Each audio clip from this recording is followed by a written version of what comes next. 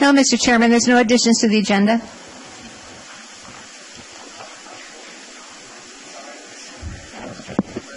Yes, Chairman, there are 7 items. 2A, labor negotiations, will not be called into the record. There's no items under 2A. So the remaining items are anticipated litigation pursuant to Government Code Section 54956.9, subsection D2. This is significant exposure to litigation. There's 1 case. There's anticipated litigation pursuant to Government Code Section 54956.9, subsection D4. That's deciding whether to initiate litigation. That's 1 case. There are 4 performance evaluations pursuant to Government Code Section 54957. The title of those positions is Animal Service Director, Chief Information Officer, County Librarian, and Social Services Director. The last item is Public Employee Appointment and Employment pursuant to Government Code Section 54957, and the title of that position is Public Health Director.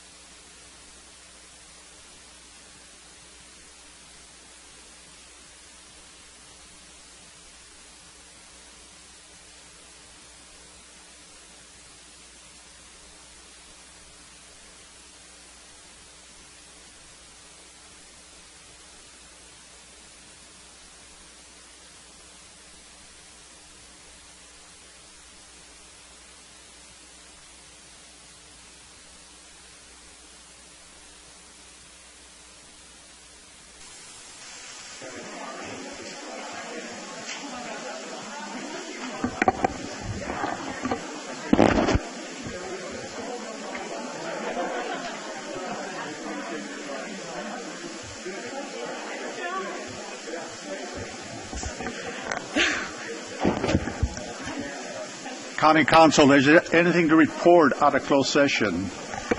Chairman, there are no reportable actions. However, I would like to announce that item 2D.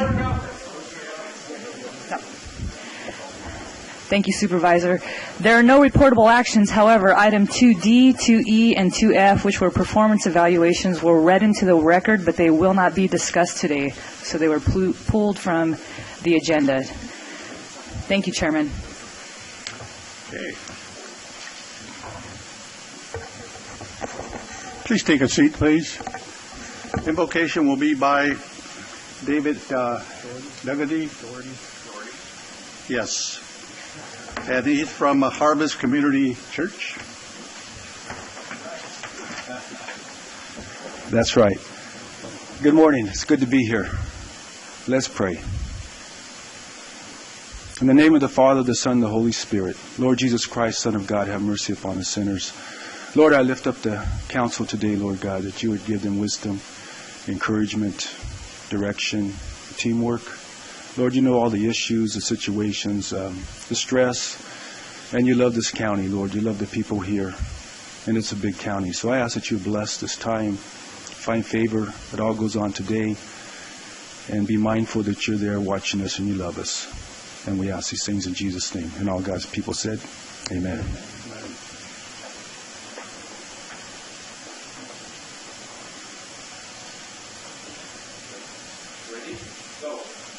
I pledge allegiance to the flag of the United States of America and to the republic for which it stands, one nation under God, indivisible, with liberty and justice for all. Thought we were starting a race.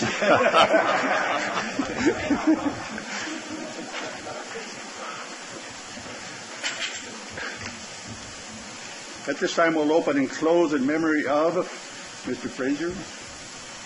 I just wanted to open and close today in the memory of Mike Pearl. Everything he's done for our community. He was wonderful, wonderful man, and will be missed. Thank you. I would like to open and close in memory of Mary Medellin. She has been a resident of Madera County for many, many years. Her husband is a VFW veteran. Very good family, have been in community many times, for many, many years, very involved. They have a large family in Madera. So in her honor, I would like to close at her memory. Announcements. We will be moving items 7A, 7B, and 7F to following the consent calendar. Okay.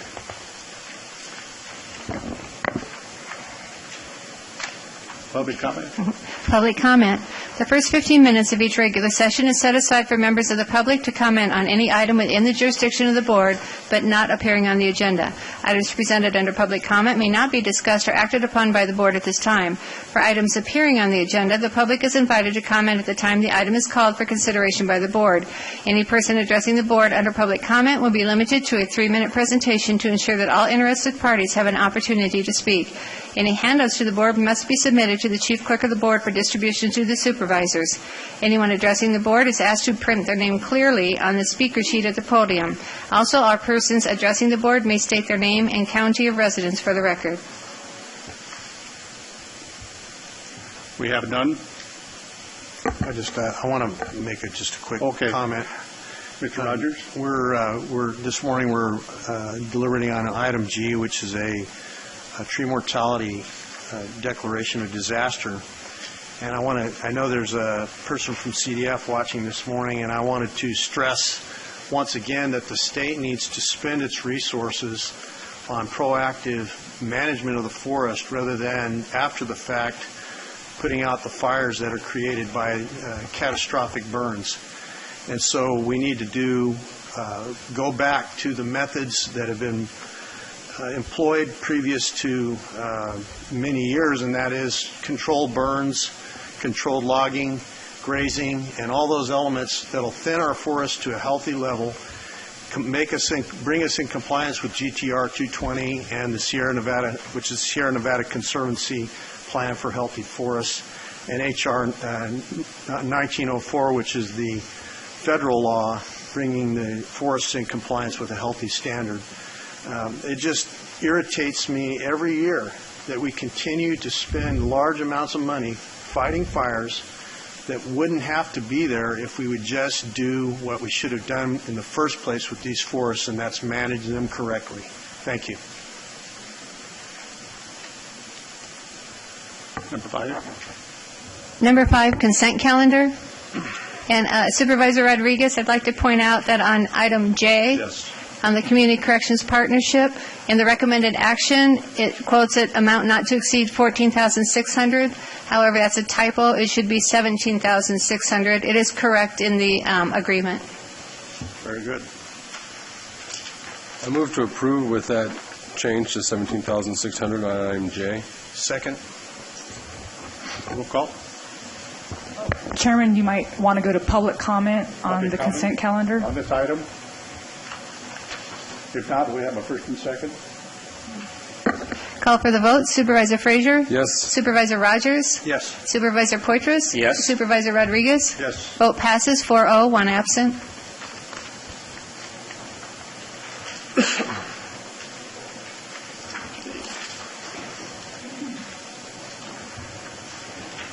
Any questions on the consent calendar? We just finished that. just finished that.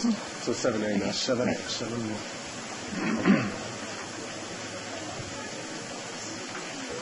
We'll go to 7A on the regular calendar. Presentation of a proclamation recognizing Valley Children's Hospital as being ranked one of the nation's best children's hospitals in multiple specialties.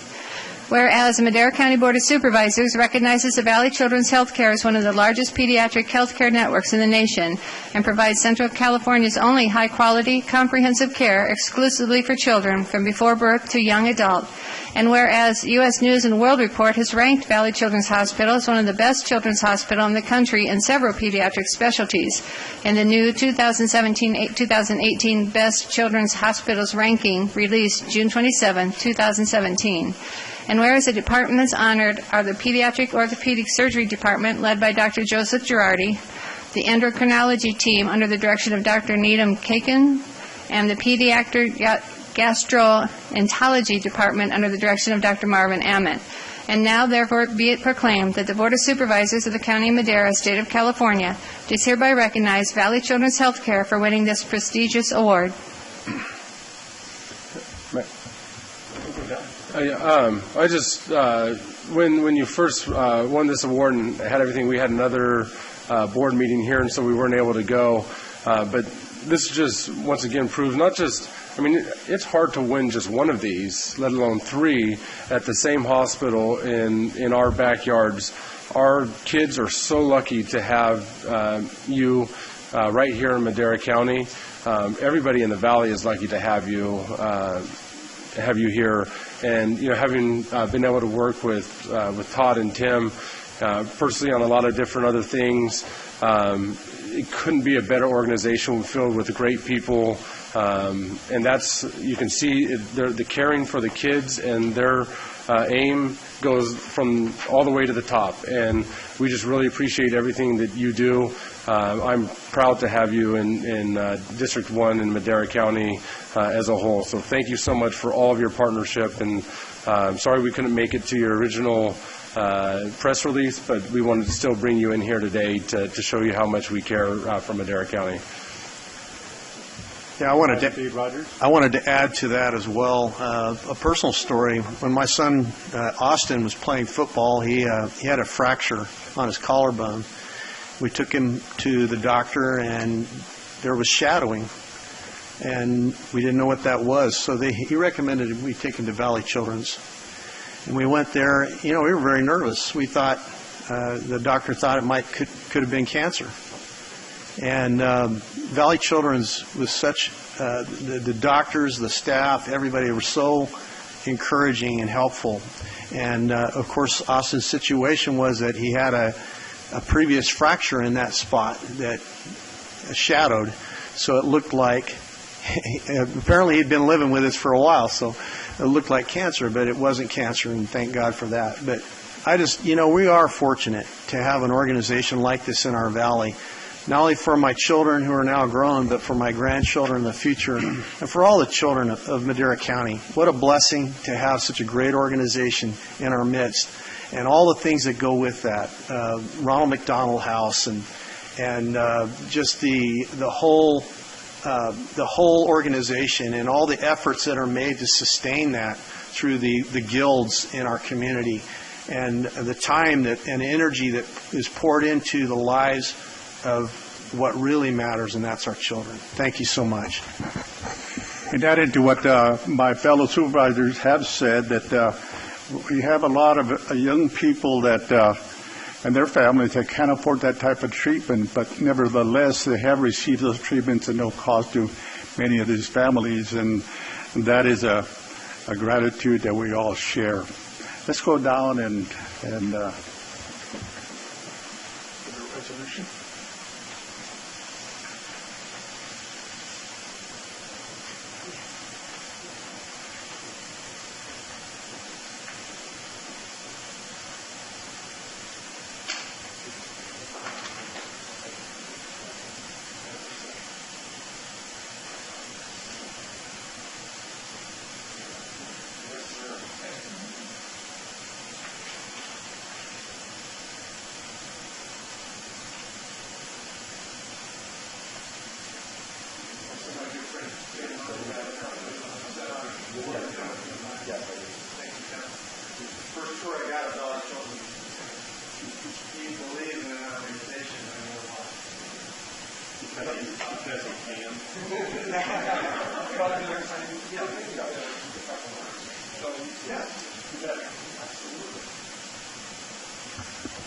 We are very proud to be recognized today by the Madera County Board of Supervisors, and feel very honored to receive the support of Madera County, not just today, but every day. We've had the pleasure to deal with Supervisor Frazier, as you said earlier, frequently. It's always a pleasure. It's Rev. Rogers, Quaithrus, the whole team, Chairman Rodriguez, and there's no better place that we can imagine having our hospital than in Madera County, that's so terrifically poised to achieve great things in the coming decade, especially with the Riverstone development right up the road from us. We've got a lot of staff that are moving there, have lots that they've attained, a lot of medical staff, and I'm very happy to be able to share with you today that our plans for our campus are to expand it. We are currently in escrow on the Rio Mesa property, which Supervisor Frazier is aware of that based on our last couple of visits.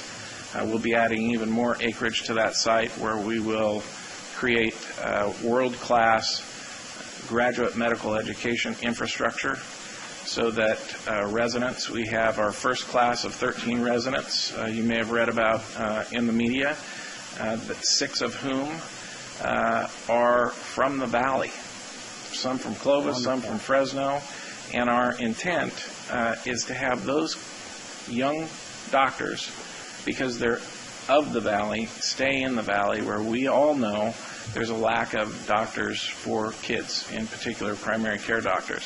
So we will build them the appropriate state-of-the-art educational complex to continue on in that mission. We also have not publicized, but I want to share today with our friends of Madera County, that all 30 of the pediatric residents from the Stanford School of Medicine are rotating through the Valley Children's ER for one important reason. Up at Stanford, in their ER last year, they saw 18,000 kids. So we got 30 residents that are supposed to, they are learning how to take care of kids, but they need the exposure to the various things that kids come to the ER with. Well, last year at Valley Children's, we saw 122,000 kids. So the difference between 18,000 and those experiences, 122,000, is dramatic. Our kids at Valley Children's that come to that ER come from Bakersfield and Los Banos, Central Coast, Santa Maria, San Luis Obispo. They come from all over the central part of our state. And we're being recognized by our academic partner, Stanford University, for the value of the clinical experience. So those folks are coming here. They're seeing what a great place Madera County is, and how much better it will become in the near future with not only the Riverstone development, but the McCaffrey development just a little farther up the road. And those communities are beautifully planned, as I know all of you know. And that's only going to help us attract new and high-paying jobs to Madera County, which I think serves all of us, and in our case, especially serves kids. We will also be creating some other, which I can't describe today, but as soon as I'm able, because we have a non-disclosure agreement, as soon as I'm able, I'm happy to come back, Mr. Chairman, and, at your pleasure, and speak to the supervisors. We'll be adding even more healthcare jobs on our campus, which at full build-out will be a 260-acre campus in our plans today. So we have plenty of room to grow, to add an adult hospital on our campus, and to add other healthcare infrastructure here in Madera County. So working in partnership with Mr. Jones and the Riverstone team, we look forward to continuing our discussions with the McCaffrey family and their plans, and help bring more and more people to this great county that we enjoy in Madera. So thanks again for the recognition. We couldn't be more appreciative. I want to personally tell you how appreciative and honored I am, and I look forward to another invitation to come and tell you about what we're going to do next that's going to create more jobs here in Madera. So thanks very much. Have a great week. Very great. Does anybody in the public want to make a comment on this item? No. You know, it's just another add another number one to the list. Yeah. There's so many number ones in Madera County. It's amazing. And there's another one right there. So. And I think this is appropriate today for you to be item 6A, when that, if we're able to pass that today, that helps you to be able to expand to get past your that little magical 100,000 square feet that you hang on to so tightly. We can get past that with the passage of that today. So that's great. Okay. 7B, presentation of a proclamation designating September 1, 2017 as Pistoresi Family Day in Madera County. Whereas the Pistoresi family have been part of the fabric of Chowchilla community dating back 4 generations, and whereas members of the Pistoresi family have served selflessly for the betterment of Chowchilla and Madera County, sitting on various committees and commissions and founding the board of directors for the Chowchilla District Memorial Hospital, and whereas Larry Pistoresi Sr. and Larry Pistoresi Jr. were pillars of the community, active in Rotary, Chamber of Commerce, business owners, builders, and the voice of Chowchilla Spring Festival Parade. And whereas the Pistoresi family has always set aside September 1 each year to join together and spend time with each other.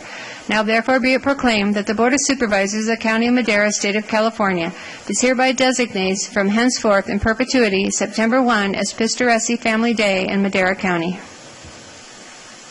I brought this item forward. You know, the Pistoresis have been my friends for many, many years now. And they've always in a service capacity of one form or another to the community. And when Larry Jr. passed away, he was my representative to the appeals board for assessments, and then also the planning commissioner for District 2. So he left a huge hole. And he's not only a representative for the community, but he's a very, very good friend, a close friend, and I always had great conversations with Larry. And the family in general, I spent a lot of time with them when I first came to Madera County. We used to hunt pheasants back when there were pheasants around the Central Valley. And I remember Monty, who's sitting in the back there, organized a hunt for the entire family, and I was one of the privileged few to get to tag along on that hunt. I met them, and they invited me, and I was, from that day on, Larry Sr. called me Bird Dog. And I won't tell you why, but because it's a kind of a long story, but from chasing down pheasants anyway. But Bird Dog was my title from then on. And every time he saw me, he'd say, "How's it going, Bird Dog?" So I have a long and great history with this family of friends and people who serve the community. My thoughts were, how can I honor such service to our community? How can I give something back to those who have given so much? And I thought about it, and this is what came to my mind. And when I mentioned it to Linda, she was very humble about it. And she said, you know, September 1st is the day they always called their day. And I said, that's it. That's the day we will call Pistresi Family Day. And so I thank the board for signing this proclamation, and I think we need to pass it. So I'm going to make a motion that we pass item 7B. Second. Call for Public comment? I will make a public comment, Chairman. It will be a symbolic motion, not an actual motion, because it wasn't on the agenda. Right. Yes. Oh, okay. It doesn't say for action, right? Okay. Symbolic then. Thank you. That was a symbolic second. symbolic roll call. Supervisor Rogers? Yes. Supervisor Frazier? Yes. Supervisor Poitras? Certainly. Supervisor Rodriguez? Yes. Vote passes 4-0, 1 absent. Thank you. So let's go down and ask all the family to come forward.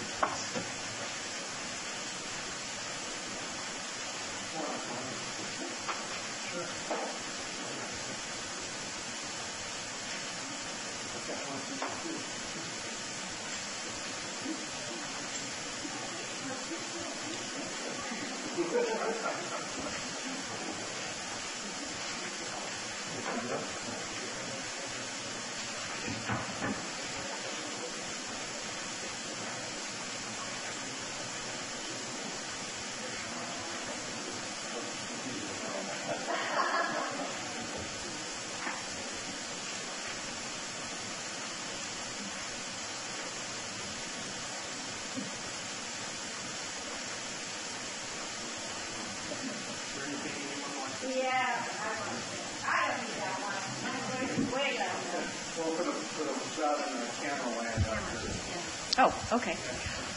Well, David did fail to mention that the reason I requested that Pistresi Day, that's our special day, it's dove season day, the opening of dove season. We've always had a wonderful, wonderful party every time, and everybody celebrates as a family, and that's why we requested September 1st, and we really, really appreciate it. And to speak for Larry Jr., myself, he loved every second. Al Ginsberg put him on the Planning Commission for Madera County. He loved every second of working for the City of Chowchilla on their Planning Commission, Mayor, Chamber of Commerce, Industrial Development Committee for Madera County. Absolutely everything, and then David kept him on as on Planning Commission for Madera County. But Larry Jr. was extremely knowledgeable about government, about property, so very smart. And this is a huge honor, huge honor. And Larry Sr., needless to say, he's been around forever and done everything too. And the board, he started on the board of the hospital in Chowchilla. And actually, that's where he passed away. So it's just full circle. And we just really appreciate it. And served in the military, both. Both of them were, served in the military. Mm-hmm. Yep. So honorable. Yep. So many ways. And very church-going, too. I'm proud of his family, and this is for Monty's. And to hear David say it, it sounds like they're the reason that no pheasants are around in Madera County anymore, right?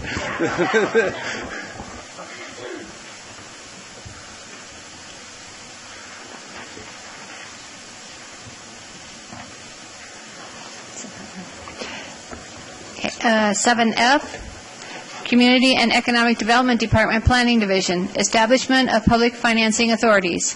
1, discussion and consideration to adopt a resolution establishing a public financing authority for the proposed Tesoro Viejo Enhanced Infrastructure Financing District. 2, discussion and consideration to adopt a resolution establishing a public financing authority for the proposed Avenue 7 Industrial Park Enhanced Infrastructure Financing District. 3, discussion and consideration to adopt a resolution declaring its intention to establish the Tesoro Viejo Enhanced Infrastructure Financing District. 4, discussion and consideration to adopt a resolution declaring its intention to establish the Avenue 7 Industrial Park Enhanced Infrastructure Financing District. Good morning, Mr. Chairman, members of the board. Eric Fleming, County Administrator. Before we get into the actual presentation, I just wanted to kind of recap the actions that your board has taken that have led to where we are today. Back in late 2014, the state approved these Enhanced Infrastructure Financing Districts, which are often referred to as RDA Light.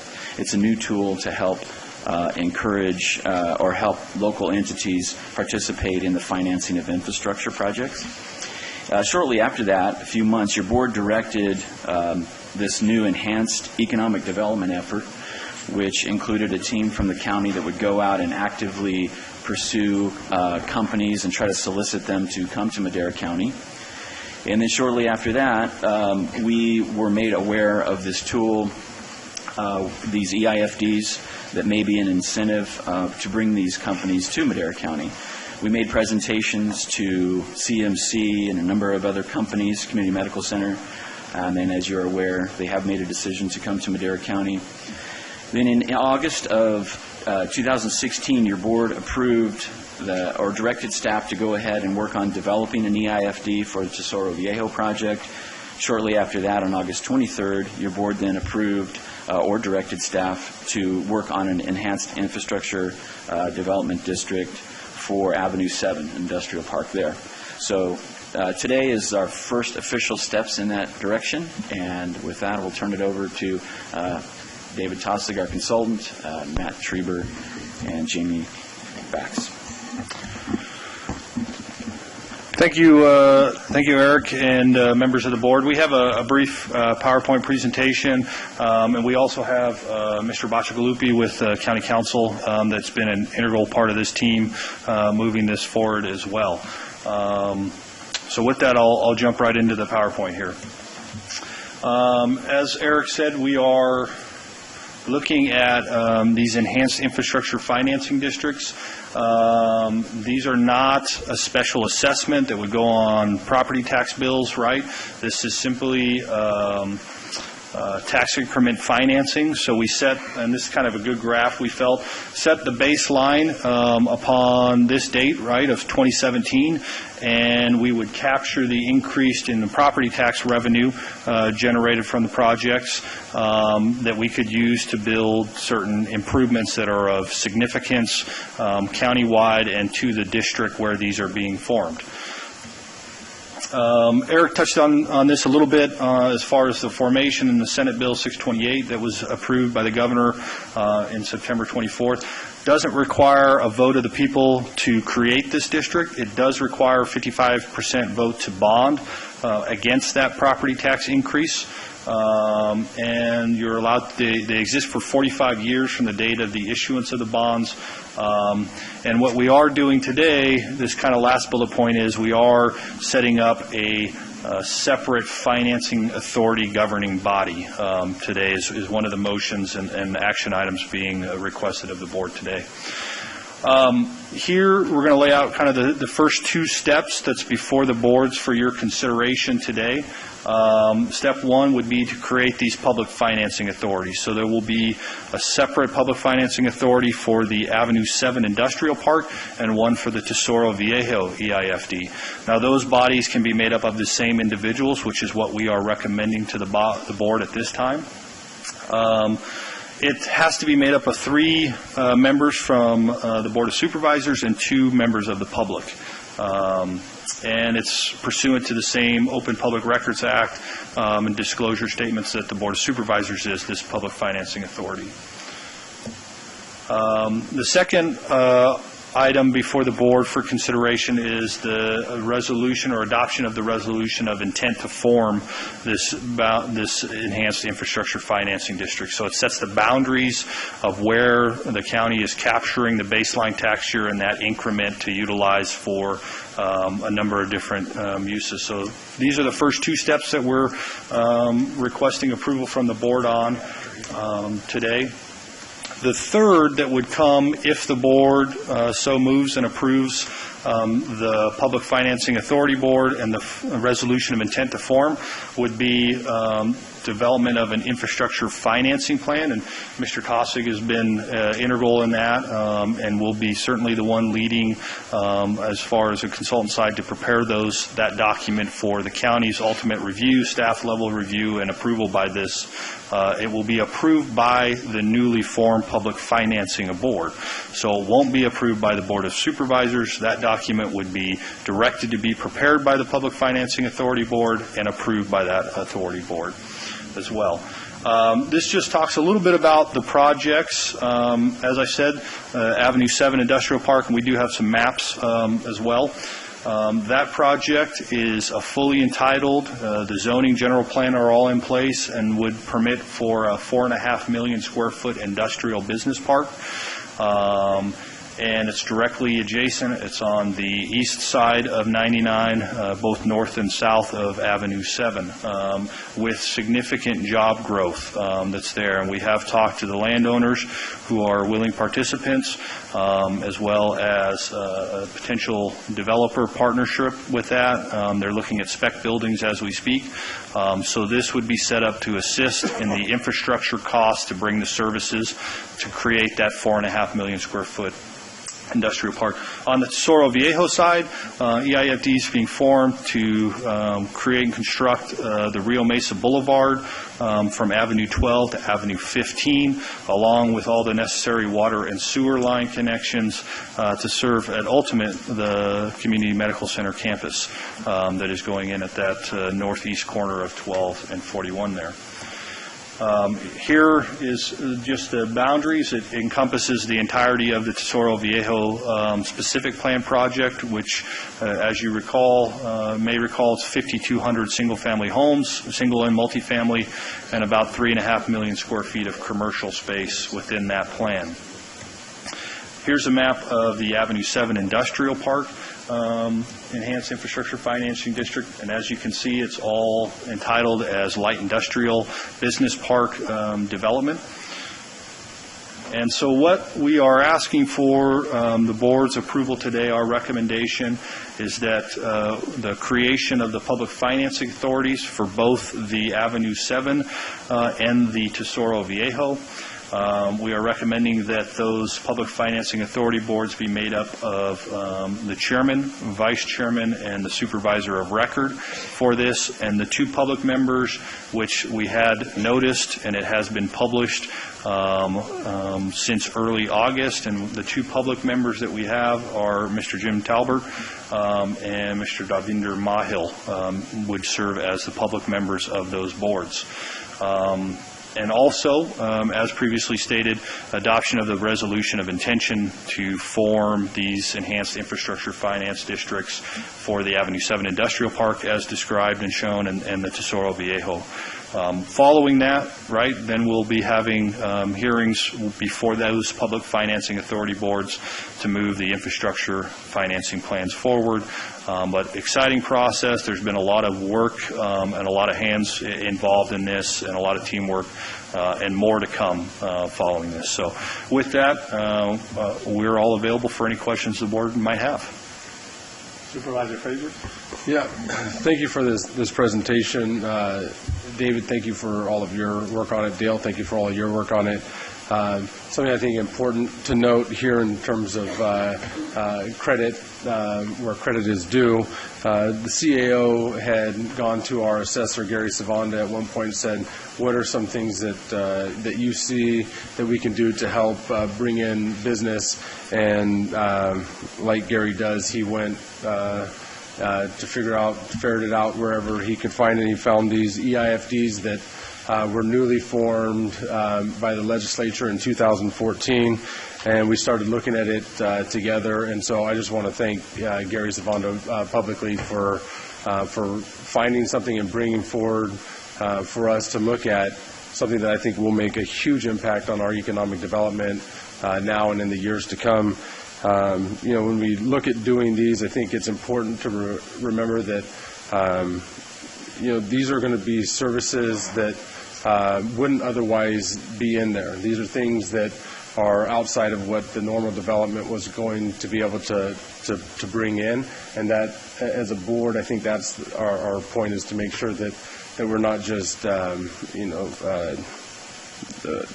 subsidizing any growth. This is things that when we go out and talk to these site selectors, that are whether or not they can bring in their businesses. I used to think that because we had cheap dirt, that was what was going to attract people, and it is the farthest thing from. That's like a one-time expense for them.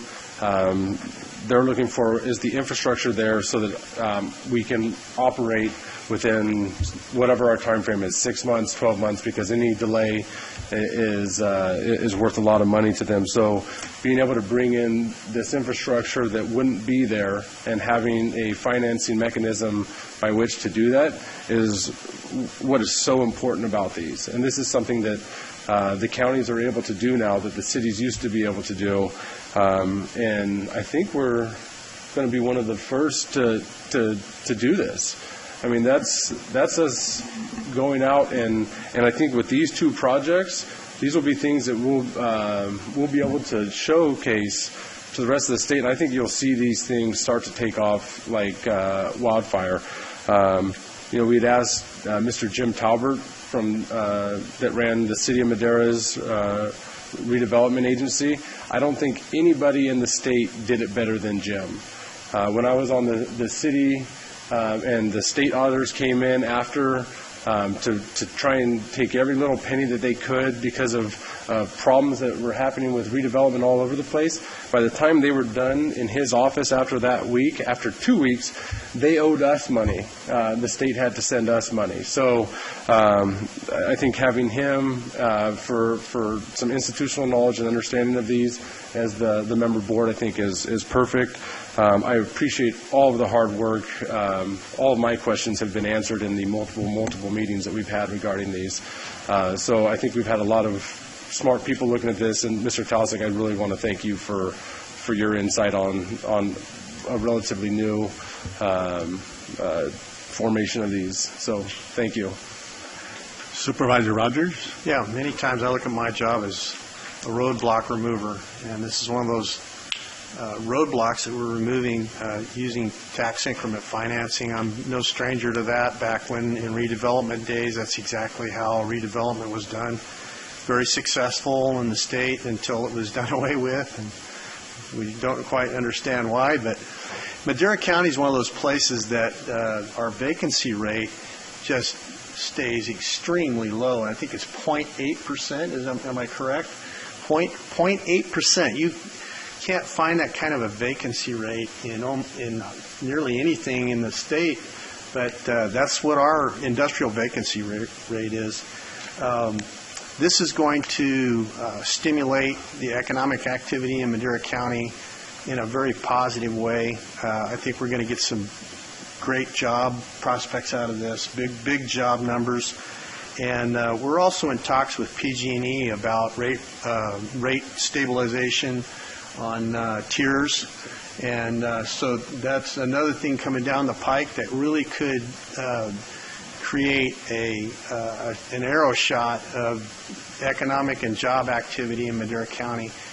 Some of these things have been holding us back. All we lack is facilities to be able to occupy and rent out. Madera County's been number one in small jobs in manufacturing for the last 7 years running. That's an amazing statistic, and we can continue that with this jobs growth program. Thank you. Very good. Anybody else? If not, we'll take it out to the public for comments.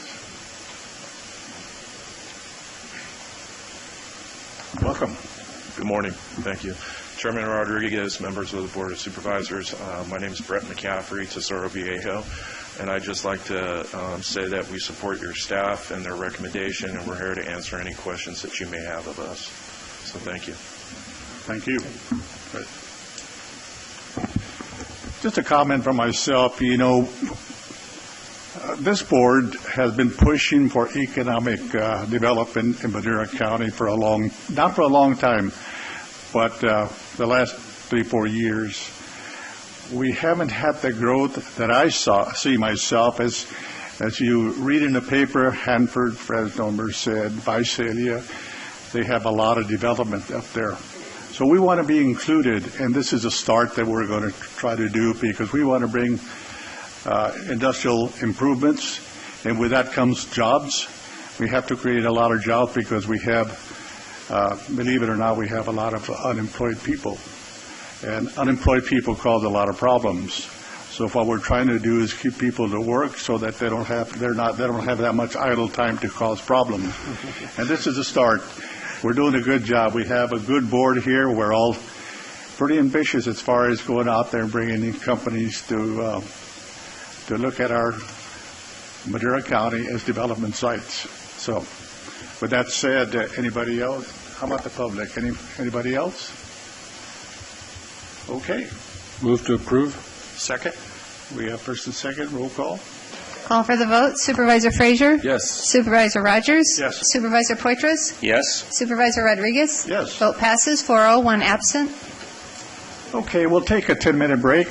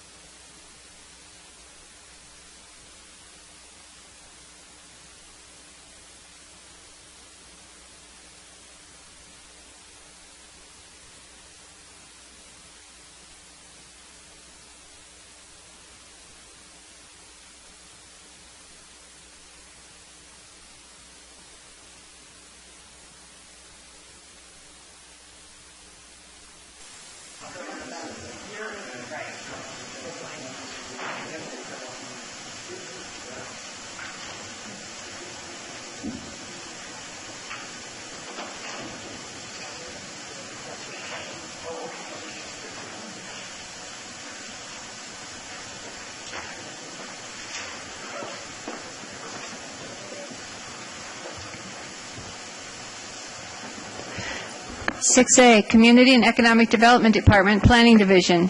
Hearing to consider adoption of an ordinance amending Title 13 of the Madera County Code by adding Chapter 13.110 to include a program to address the impact of large-scale development projects on groundwater balance by establishing a definition of large-scale developments and by establishing standards for evaluation of groundwater balance determination and standards for conditions of approval for large-scale developments that fail to assure compliance with the required groundwater balance determinations. Good morning, Chairman of the Board and Board of Supervisors. Julia Berry with the Department of Water and Natural Resources and my colleague Matt Treber with the Community and Economic Development Department. We are before you today to look at the large-scale development groundwater balance. This is the second reading of this ordinance, and staff recommends that the board adopt the ordinance as presented. We did make the changes that were directed to staff at the first reading, and I'm here for any questions. I will say that we have spoken with our stakeholders, and we don't have any changes. Everything looks like smooth sailing, so we're here for any questions. Move to approve. I just want to thank everybody again for the work between agencies. Thank you to the Farm Bureau. Thank you, Christina, for engaging. Thank you to MID for engaging, Chowchilla Water District, Root Creek, everybody that came in together on this to have an ordinance that is long overdue. This way we don't see some of the things that have happened in the past. This protects residents, this protects farms, this protects the builders. We have a clear way of doing business, and I think this is important for us to move forward with, and probably one of the most can't believe that in my life I've gotten to where this is exciting to me, right? Ferreting these things out, but I think this will help make our community better in the long run. So thank you for all of your hard work, Julia and Matt.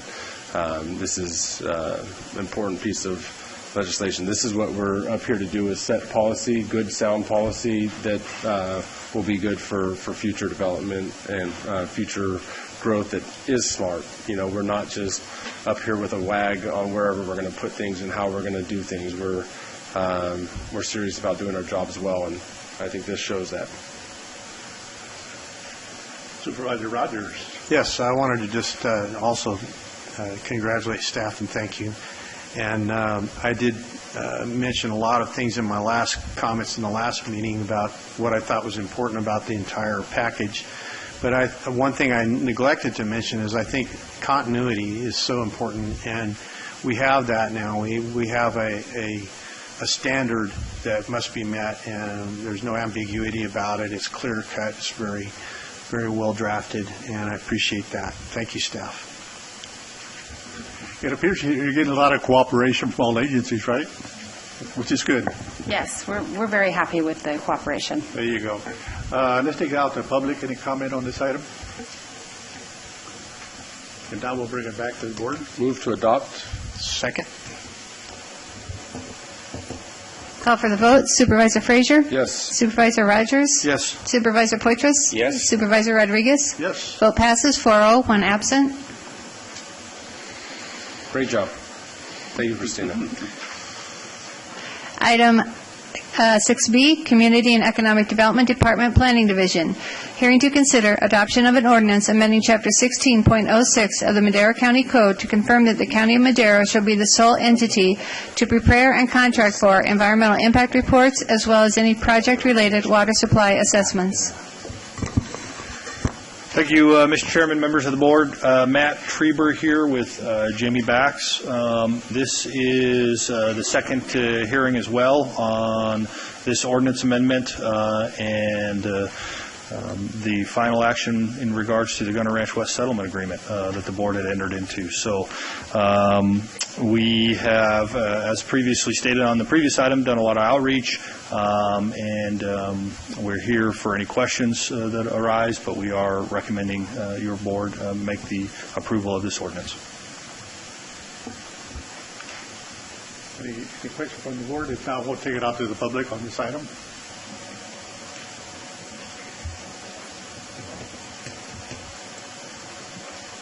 Name and address, please. Good morning, everyone. My name is Jose Barajas.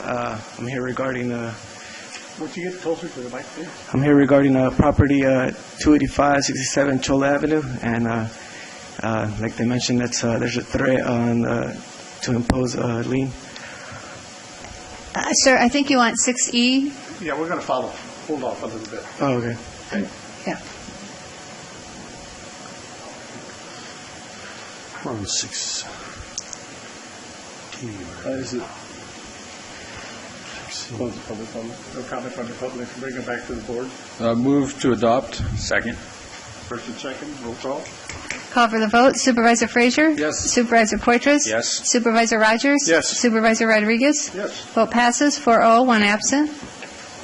Okay. 6C, Development Services Department.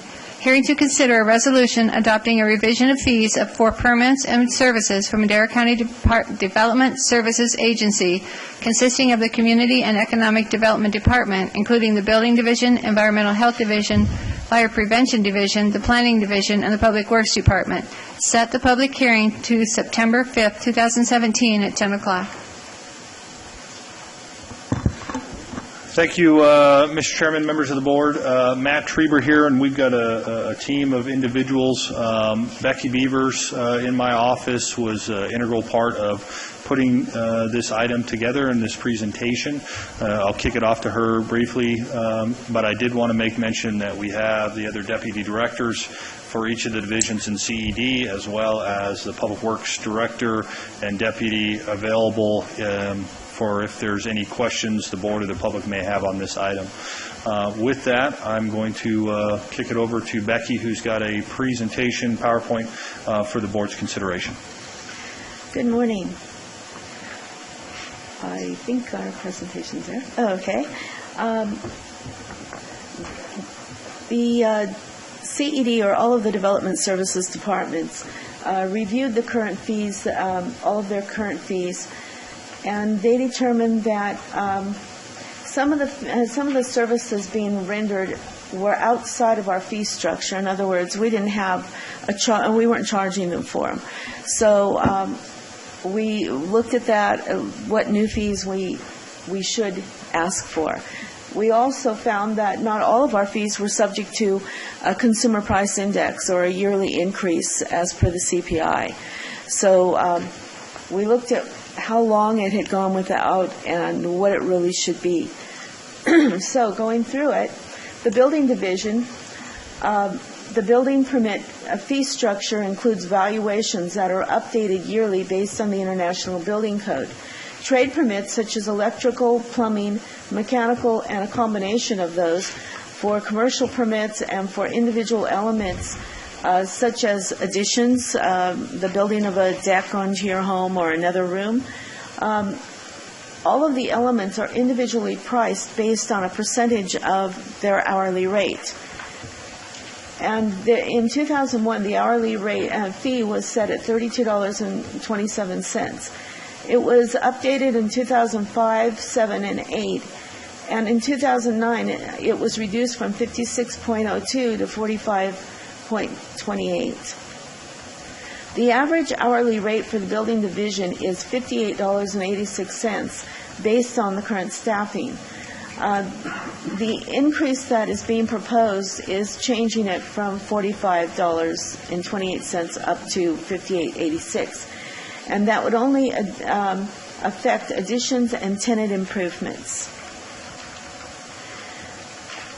Also, we're just looking at the single-family dwellings. You can see that there's been a significant increase in single-family dwellings. this past year. And I would say that graph and chart is based off of half the year, so through June and a few weeks into July. So it's only increased since that time. So yes, significant It's increases. a huge increase, but with that comes the need for additional staffing, especially inspectors. And this is one thing that the additional fee would help with. Right. This gives a little bit of just a sampling of the fees, the difference. Like the first item, if it went up to the $58.86, it would be an additional 26 cents. It's a minor amount that's being requested. But I think you can see it better on this next, well, this is flat fees, and we need to talk about fees. This is just a minor increase in the majority of them, but we're proposing a couple of new flat fees, and one of them is for above-ground pools. I wasn't even aware until recently that an above-ground pool that somebody might buy at Walmart for $300 would be subject to an $800 permit. So it's the same. It was processed and handled under the same as whether you had a $60,000 in-ground pool or your $300 doughboy from Walmart, which does require a permit to the public who may be listening. So yeah, we looked at that and said this just isn't right.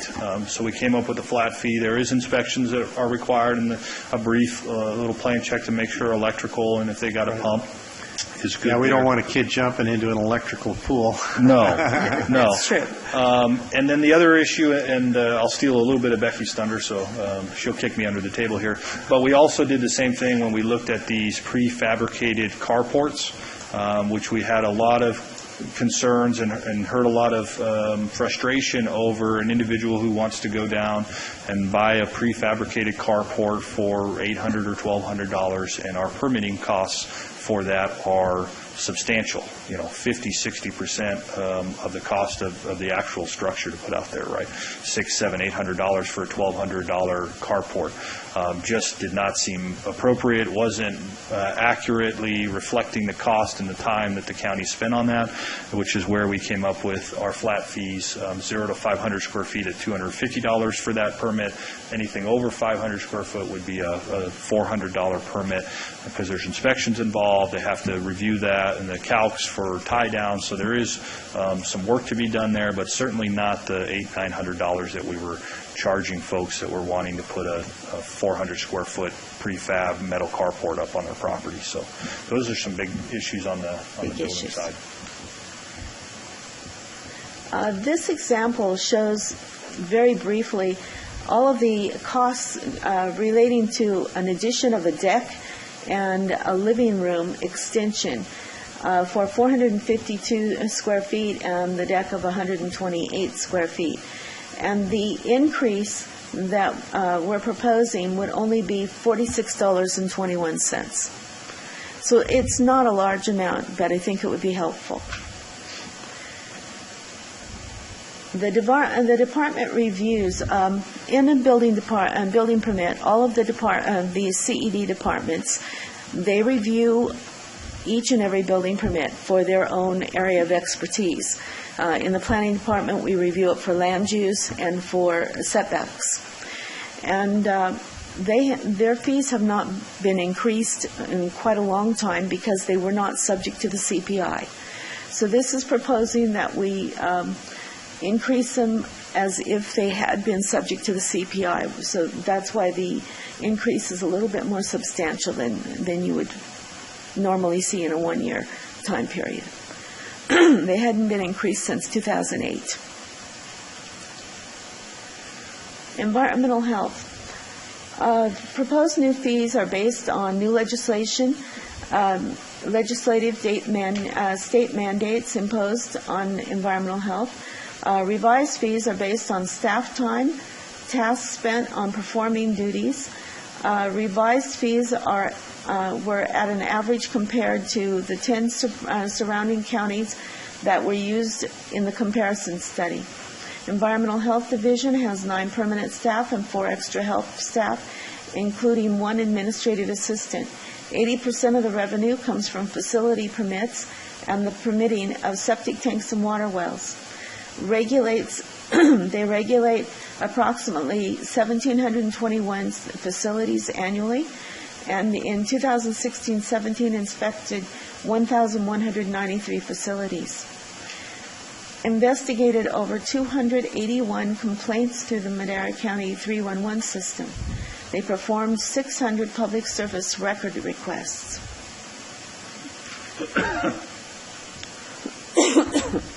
This is just a graph showing approximately where their revenue comes from.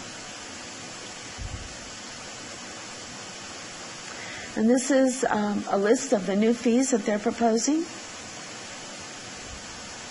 that currently they don't have existing fees for. And this is a sampling of the increase that they're proposing. The full list is on with your staff report. But you can see some of them they're deleting, and a couple of them they're reducing. They've actually done a study on what their staff time needs to accommodate these fees. The Fire Prevention Department is proposed. They do not have currently. They do not have a CPI increase on a yearly basis. They haven't had since the fees were initiated. They're proposing to increase their fees what it would have been if they had had an annual increase. So you can see the average increase that they're proposing runs from $11 to a maximum of $22 or $31. They're also asking for an automation fee to help with the replacement of computer equipment. And that fee is a common fee that a number of divisions within CED are charging currently.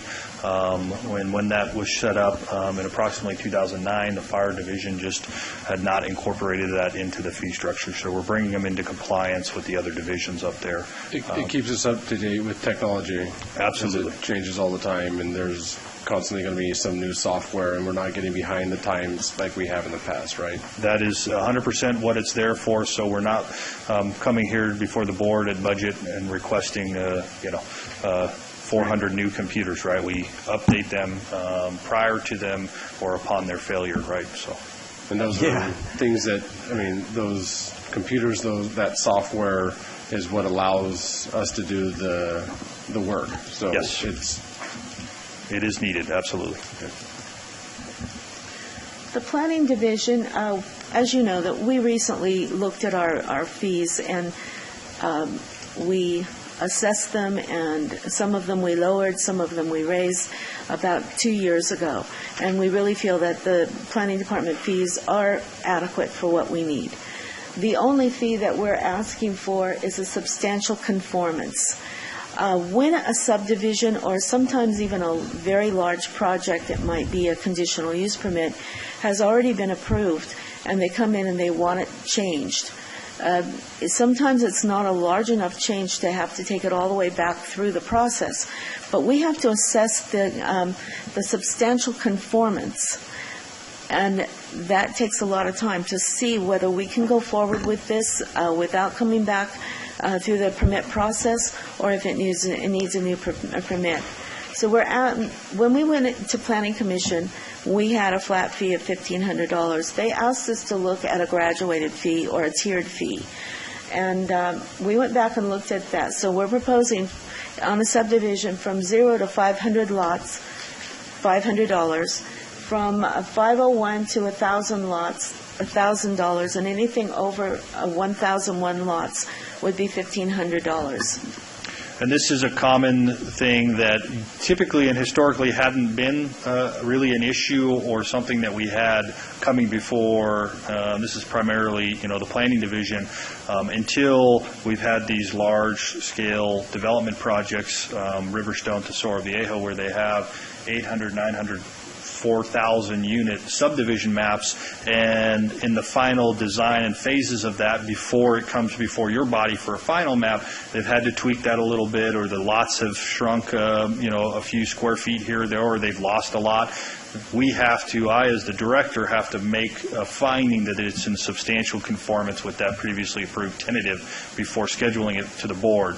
So this is where that fee comes into. There's a lot of analysis and a lot of work that goes into it. So historically, we hadn't had a fee. So now, hopefully, with the adoption of these fees as proposed, right, we'll have the ability to collect on that with these big developments. The other item with the planning department, on every one of our permits, all of the other development services departments review the fee for their area of expertise. The Public Works Department is asking for an increase on their review fee for conditional use permits, development agreements, amended development agreements, improvement agreements, lot line adjustment mergers, offers of dedication, and parcel maps. And this will cause our fees to, on the surface, look like they're all, it's being increased across the board. But it's really just the review for Public Works that is being asked to be increased. The Public Works Department, since the combining of the Road Department and portions of the Engineering Department into Public Works, in 2014, fees for services have not been evaluated. Per the board's direction in April 2017, the department has reviewed current fees to evaluate if these cover actual costs for services. The last fee adjustment for the former roads and engineering departments was done in 2007. Automatic adjustments for CPI were not included.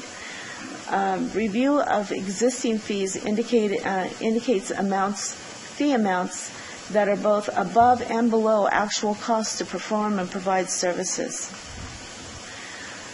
Proposed fee adjustments are to bring fees in line with actual costs to perform and provide services. Proposed new fees are for services being performed for which no fee is currently being collected. Proposed new fees include automation fee at $7.50 per permit for the cost of technology and software and replacement or upgrades. All fees would be subject to an annual CPI increase. I think those didn't have CPI because Tom Wheeler didn't want them.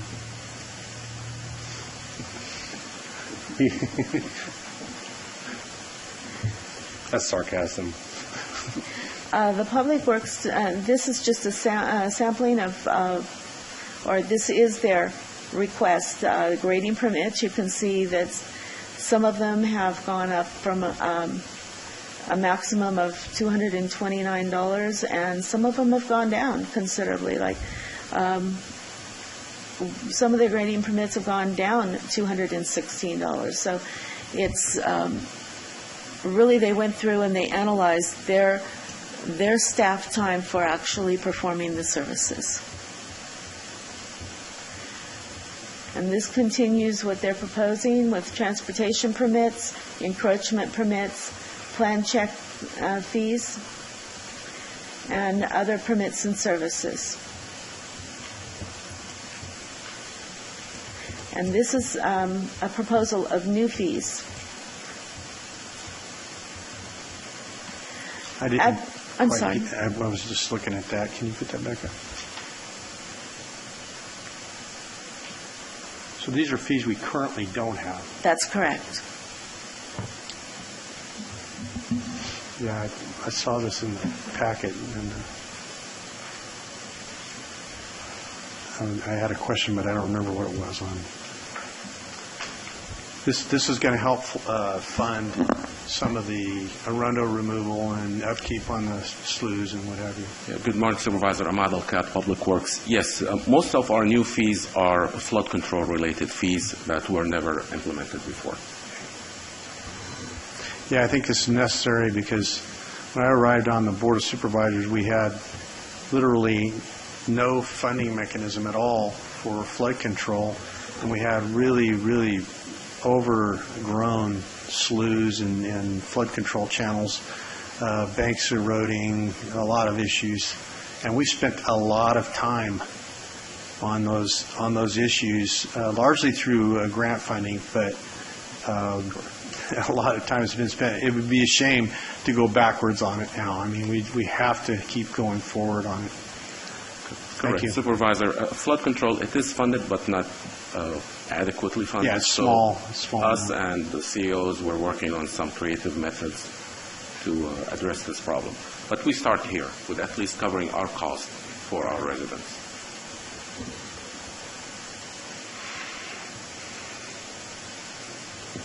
Go ahead. At the August 1st, 2017 meeting, the Planning Commission voted 3-0 with 2 abstaining, recommending approval to the Board of Supervisors of the Development Services fee adjustment as proposed. The Development Services departments have completed a comprehensive review based on actual cost analysis. All development review department fees are subject to an annual CPI increase. Thank you.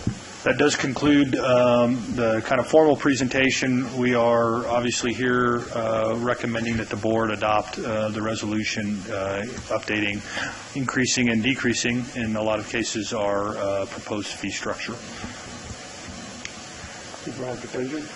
Have you run in obviously you've drilled this down to like the very, I mean, we're talking about doughboy pools here, so thank you for how far down you've drilled this.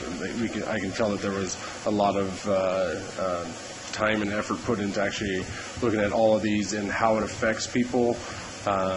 What makes sense, what doesn't. If you're buying a $300 pool, should you pay an $800 permit? So thank you on behalf of the permit payers for doing that. Have we looked at what, like overall, if someone's just coming in on large development, medium development, or just a normal person, what is the end percentage that they're going to be up or down? Is there even a way to do that kind of analysis? Yes, we, Supervisor, excellent question. We have looked at that, and we ran a lot of scenarios and suggestions, and we kind of glazed through it in the presentation. But you'll see there's a lot of charts there that shows the changes and the difference, right? Because that was really the first question in, how much are we impacting? What are we talking about? Somebody who wants to come in and build this, detached accessory storage building for their garage, right? And how much of an impact. And based on that scenario that we laid out, which was about 500 square foot of new living space and 128 square foot deck, which is, we see a lot of that permitting, right? It was about a $40, $45 increase to the permit cost for that construction. And that, obviously the larger structure you're going to build, that will increase slightly. But in every instance, right, we reviewed the fees based on the cost it does to provide that service. That was point one. We looked at our neighboring jurisdictions, and Becky has been doing this for a long, long time, right, to make sure, right, how are we in regards to our neighbors to the north and south and throughout the valley, right? We want to always be here working with the public and making sure that our fees are appropriate based on not just, our costs, but the region, right? We don't want to be sky high when everybody else is not near us there. And in every instance, the county is certainly below that median level there in just about every fee. That being said, right, it's not a perfect exact science. If there are issues, right, we will be back before you, right? If there's more instances where we get somebody coming in, because we don't get a lot of these permits necessarily, right, that their fee is so outlandish in regards to the cost of what they're wanting to do out there, then absolutely we're going to work with those folks, and that's what we try to do on a regular basis, and we'll be back before you to look at that. So we're constantly reviewing those fees and making sure they're in line with where they need to be. Good. Well, that was it. Yeah, that was. No question from the board. We'll take it out to the public. Any public comment? We'll bring it back to the board. Move to approve. Second. We have first and second. Hold on, Chairman, I have one quick comment. Okay, hold on.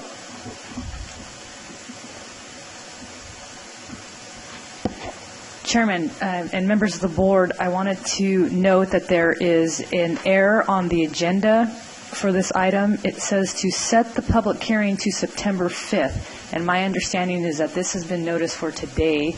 The resolution before you is for adoption, and this is the hearing. All the noticing requirements have already occurred. Yeah. Is that correct? That is correct. Yes, absolutely. So this would be effective, as I understand, 30 days from today's action. Yes. So move to adopt then. Yes, move hearing to consider a resolution adopting, so adopt the resolution, and we can just strike the setting of a public hearing. That's not part of the motion. And I move to strike that as well. Is that correct, staff? With all That the is accurate, noticing yes. Okay. I'll second. Call for the vote. Supervisor Frazier? Yes. Supervisor Poitras? Yes. Supervisor Rogers? Yes. Supervisor Rodriguez? Yes. Vote passes 4-0, one absent. Item 6D, Sheriff Coroner's Department. Hearing to introduce an ordinance to amend Title IX of Madera County Code pertaining to massage establishments and therapists and adopt a resolution for the establishment of fees. Waive the reading and set the public hearing to September 5th, 2017 at 10 o'clock a.m.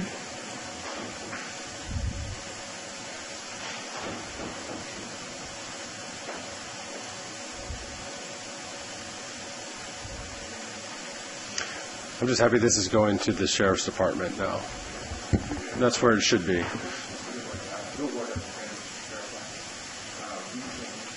Thank you. There's been a pretty significant influx of massage parlors, massage establishments into Madera County, and there is currently no ordinance, no regulation.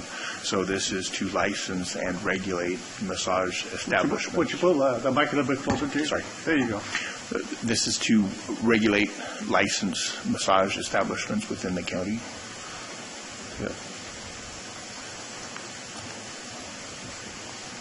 Yeah, I just want to, I'm glad that this is going to be under our Sheriff's Department, that we have some way to regulate it. A massage parlor is not a bad thing if it's a massage parlor.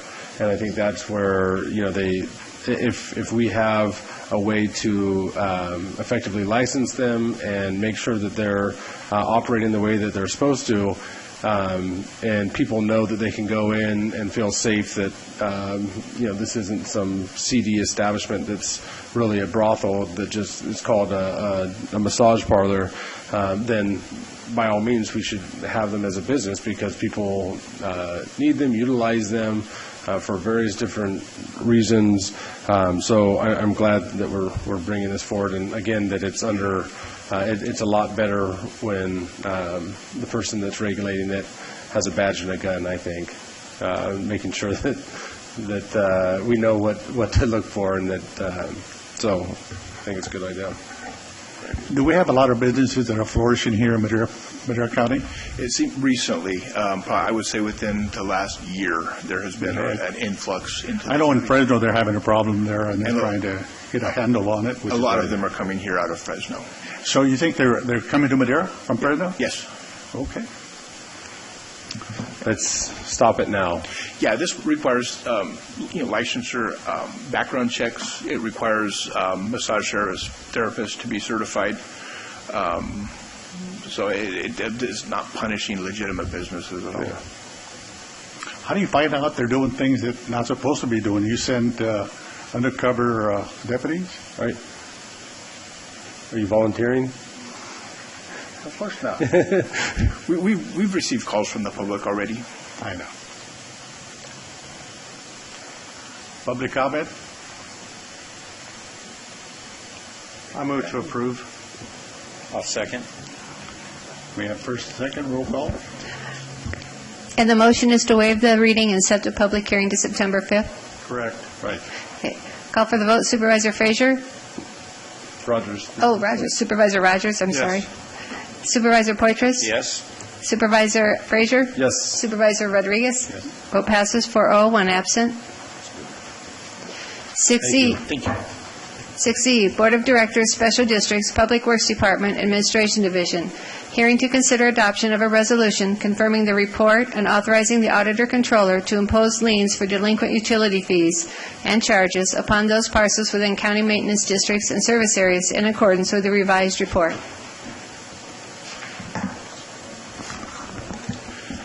Good morning, Mr. Chairman, members of the board. I'm Adel Kayat, Public Works. With me is Ms. Andrea Saldate, our program manager. We're here to take any questions you may have on this item. Just one thing I'd like to say is we are here today because we have done everything possible to try to collect, and hence we are here to meet August 30th deadline for the auditor's office to do what they need to do, to roll them in the tax roll. So we're here for any question. Or go ahead, Anna, if you have anything to say. Good morning, Chairman, Supervisors. This is an annual move. We do this every year. It is delinquent amounts for the full fiscal year of 16-17. If they have not been paid, they are moved to the property taxes. And again, we do this annually. I received an email that I think I passed on to you with a constituent who recognizes that they're delinquent, and how do we work with somebody like that? Supervisor, yes, you did forward me this email. This gentleman already, we have been in contact with him. Bottom line is this: we brought it to your attention. We told him it will be your decision to make, but here's the challenges that we may have. With Public Works, we have done what we always do, try to reach out to make every account whole before the deadline. Right. March 30th, so I apologize, August 30th is coming up pretty soon. Right. Now, and we have hundreds of accounts. Right.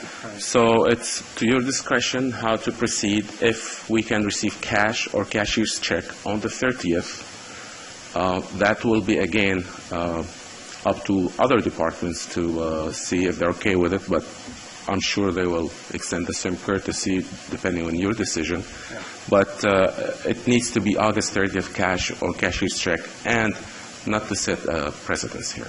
Right, absolutely. That's also another thing. So I totally agree with you. Any other questions? Take it out to the public. Chairman, I do have an email that we need to read into the record. It was distributed to your board earlier, and it is available for the public to review at the clerk of the board's office. The email is from Michael Alvarez, and it says, Dear Board of Supervisors, my name is Michael Alvarez, and I own the house at 23491 Belita Drive in Chowchilla, California. My situation is this. It sounds really bad, but my wife and I decided to split up our bills so she had gotten a full-time job, and we thought the other was paying on this water bill. I'm so sorry for this mix-up. Now I have contacted county, and they said that I can't pay my bill until you have made a decision. I'm writing this email in hopes that you would give me the chance to take care of the situation. I get paid on the 29th, so if I could stretch an extension until the 30th, I would pay the bill completely on the 30th. I believe county said my bill is $1,599.22. I will find out exactly what the bill is and make the payment on the 30th. Please consider my request, and I will make good on all future payments. Thank you for your time. Mm-hmm. Any comments?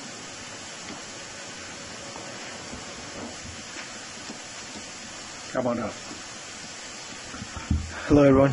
Like the gentleman mentioned, unfortunately, I'm one of the persons that has a delinquent bill with them. But my situation is, 3 months ago, I became a first-time home buyer.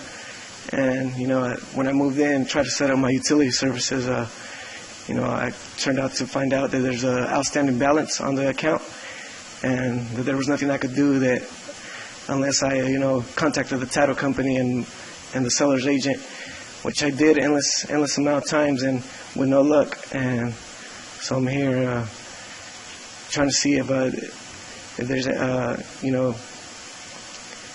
what are my options to if I'm forced to pay it, then I would, maybe I could establish a payment plan, and if I'm able to waive it, that would be great. But that's my situation right now. Was the lien not put in place last year? Is that, or before it was sold? Is that probably the... What normally happens at a close of escrow is a title officer will contact our office and ask for a delinquent or an outstanding amount, essentially a payoff demand. We will give them that information. If that doesn't happen, our suggestion to a new property owner is to go back to your escrow officer. We have seen escrow opened back up in order to collect that outstanding payment. Essentially, we can't do anything because the delinquency sits with the property itself. Right. So that is our course of action that we've followed with. Last year, we did roll over assessment, so it would just be for the fiscal year of 16-17. That would be the delinquent amount. So once it goes on as a lien now, would he be unable to open back up that escrow, or what? Once we move it over to the property taxes, it is on the property taxes to pay in that method. If we don't move it over to the property taxes, then it stays on the account with us. Is there anything that we can do to help this gentleman? Probably not. He admits that he hasn't paid it, and I know we have rules and regulations, but it's... I've been living there 3 months, and I've paid my share of the bill, and I've paid it 3 months, but I haven't touched the outstanding balance because I'm just unaware that I'm being held responsible for something that I've never lived there during the time. Amon, is there anything we can do to help this? I have a comment on that. I know. I know what he can do. Mr. Chairman, yes. I mean, prepayment plans are possible. Also, the two other options or course of action that Andrew mentioned, we could keep it on the account, have a prepayment plan while the gentleman contact their escrow company and see really what is going on. Could you get together with him and find Absolutely. out? Absolutely. And the other thing is go on the tax roll. When you went through title, you have title insurance on the house? Right. Okay, that should cover it. You contact your title insurance company. This was a pre-existing condition that was made aware of after the fact. You go to your title company, and they should cover that. The issue is I've tried contacting the title company and no response, and I actually... Do you have a title policy in your file? Yeah, I would have to look through my records. Yeah, find your title policy. That's what that's for. It covers issues that have occurred outside of the escrow. My other question is, for other people that suffer this situation, when someone moves in and they have a outstanding balance on their account, why not reach out to those people and not the new homeowners that move in, and it just makes no sense. And that's the way it usually happens. This might be something that your title company missed through the course of it or didn't get that back, and that's why you have that title insurance, because it wasn't truly a clear title when it transferred over to you. There was this outstanding balance that should have been taken care of through escrow, and that's usually how it does happen. I think but I think what the good thing is, if you would talk with him after, get that repayment plan, you go through the title insurance, it doesn't get put on as a lien through your taxes, I think is probably the best thing that we could do today. So Right. it buys you that time. Supervisor Poitras?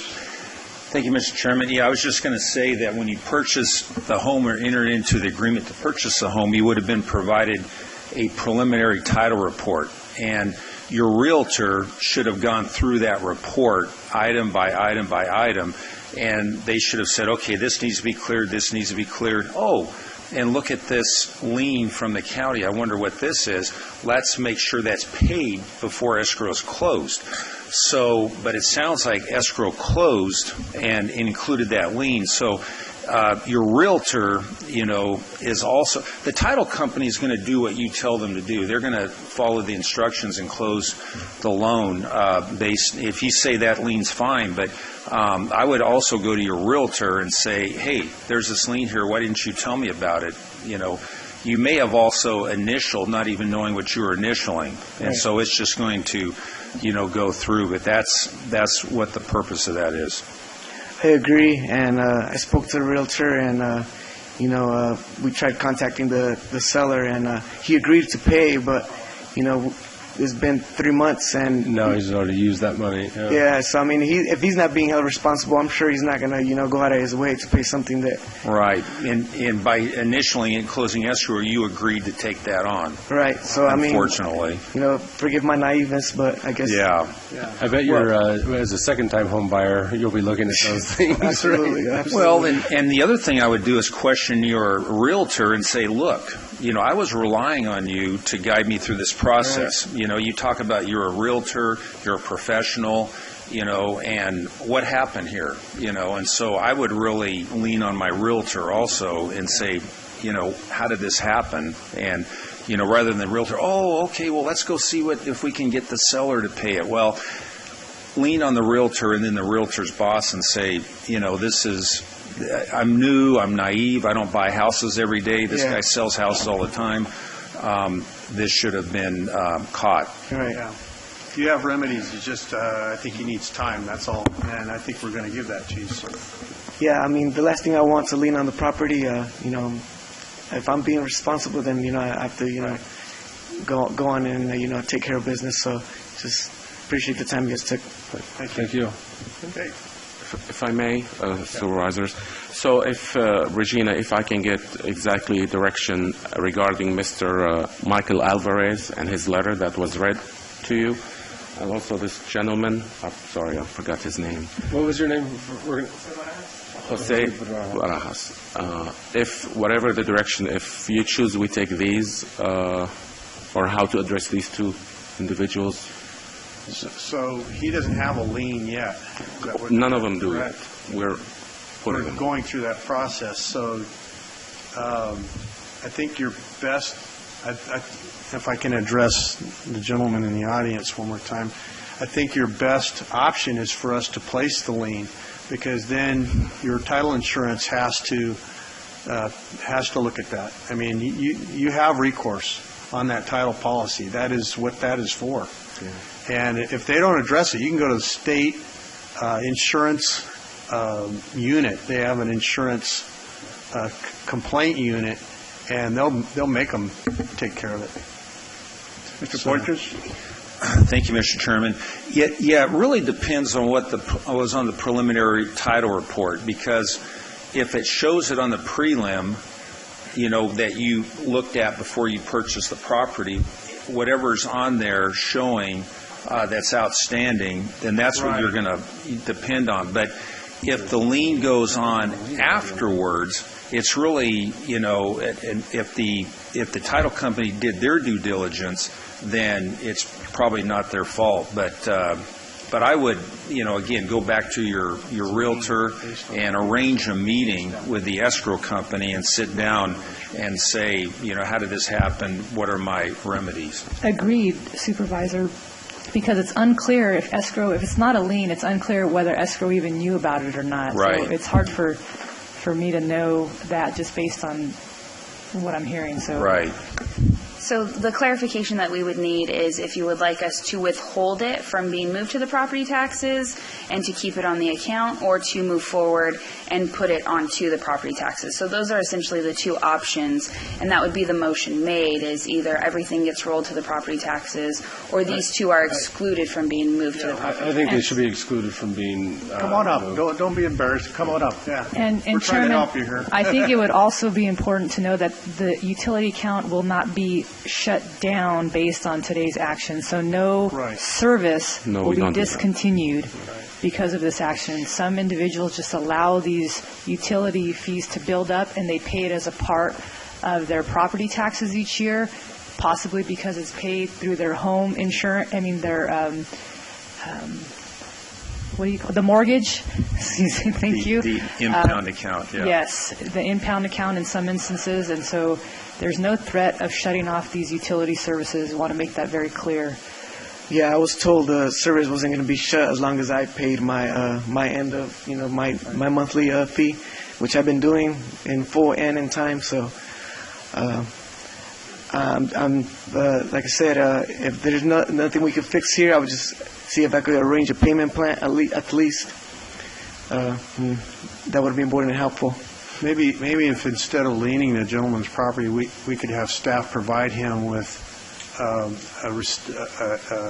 a bill that shows the previous owner was delinquent and what they were delinquent for, and he can use that then to go through the process to try to get it from the title company. And we can do that if the board's direction is to withhold his property from being moved to the property tax. I think that's an option, because it's definitely not his bill. It's somebody else's bill, and unfortunately it runs with the land.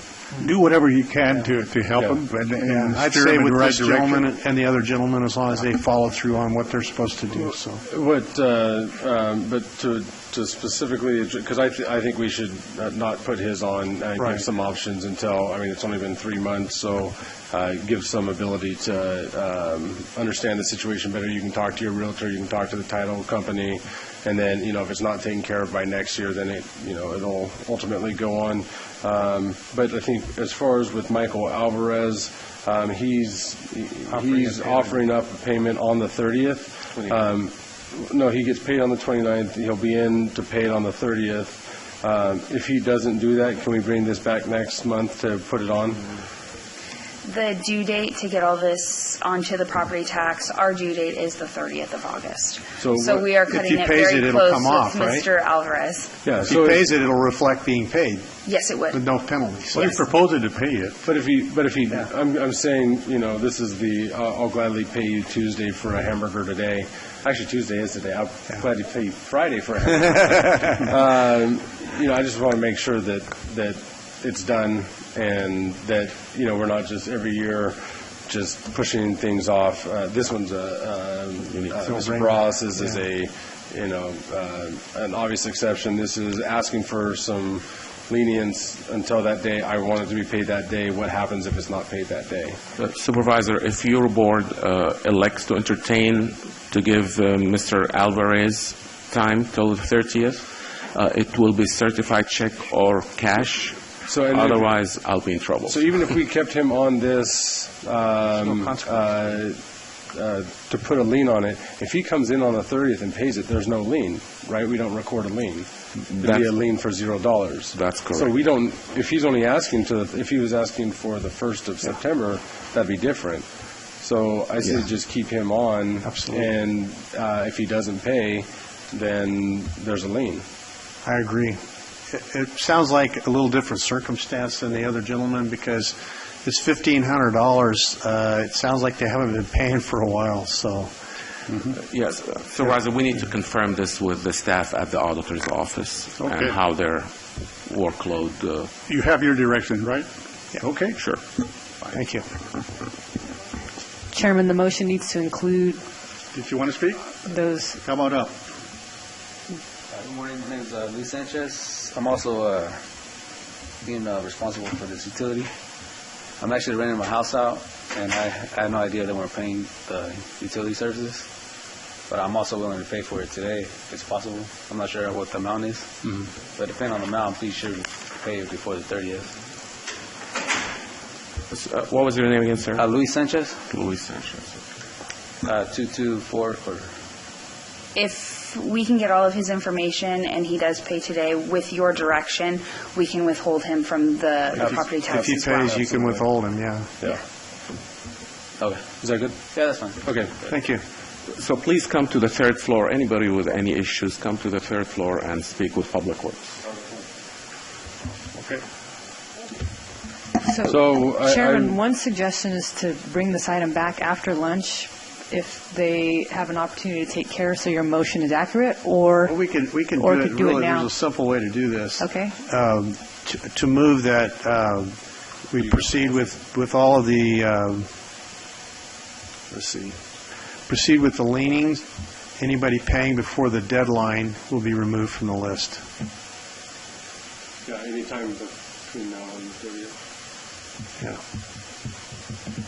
Well, then the action won't be very clear about what names are on the exhibit of the resolution. And so it could be hard for the auditor to know exactly or what the action was taken today. It supposes a future action that's outside of the board's. Any suggestions? If I may suggest, Supervisor, let's keep the motion as is, excluding these 3 individuals, 3 accounts. Okay. Michael Alvarez, I didn't want to exclude. Yeah, I don't because if he has to do it on the 30th, or is it the same kind of deal as? I understand that everybody received a 30-day notice in July. Is that correct, Andrea? So their deadline has already passed, but interdepartmentally, that's something we need to discuss with the auditor's office. One more quick question. What are the consequences? They just have a lien, right? I mean, if they pay for the lien's they can pay done. whenever they want. And So- the word lien is a little deceiving. Essentially, Yeah. we're just moving a delinquent charge. It becomes a direct assessment onto Right. the property tax. It's not a true lien where the property Right. will be up for sale or anything Right. like that. It just is moved to the property tax for collection. It is not a true lien It's a that would utility lien. Exactly. Yeah. It's a payment arrangement. Yeah, so- in And if other you're, words. if you're paying it through your impounds, you have a payment plan anyway, Right. basically. So the 2 gentlemen are the only 2 that would be removed from the situation. Okay. And I'll make that as my motion. Second. Call for the vote. Supervisor Rogers? Yes. Supervisor Frazier? Yes. Supervisor Poitras? Yes. Supervisor Rodriguez? Yes. Vote passes 4-0, 1 absent. Thanks for coming on. Thank you.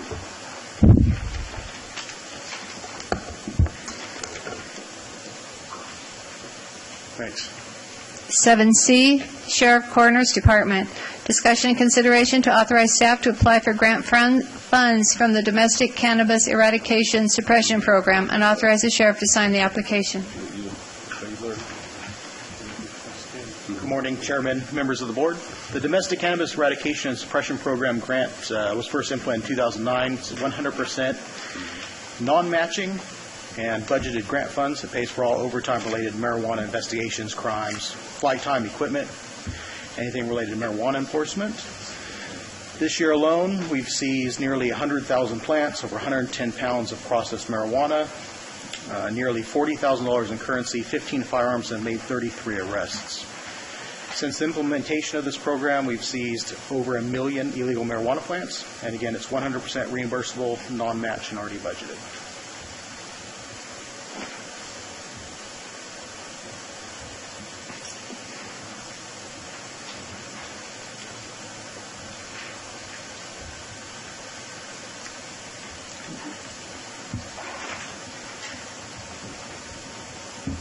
It's public comment. Do we have any comments here on the board? If not, move it to the public. If not, we'll bring it back. Move to approve. Second. Second. Give it to Rob. Call for the vote. Supervisor Poitras? Yes. Supervisor Frazier? Yes. Or is it Rogers? Rogers was the motioner, and I missed out on both of them. I'm sorry, that's my fault. Supervisor Poitras? Supervisor Rogers? Yeah. Supervisor Frazier? Yes. Supervisor Rodriguez? Yes. Vote passes 4-0, 1 absent. Go for it. Thank you. 7D, County Administration Department, General Services Division, Government Center Landscaping Grant.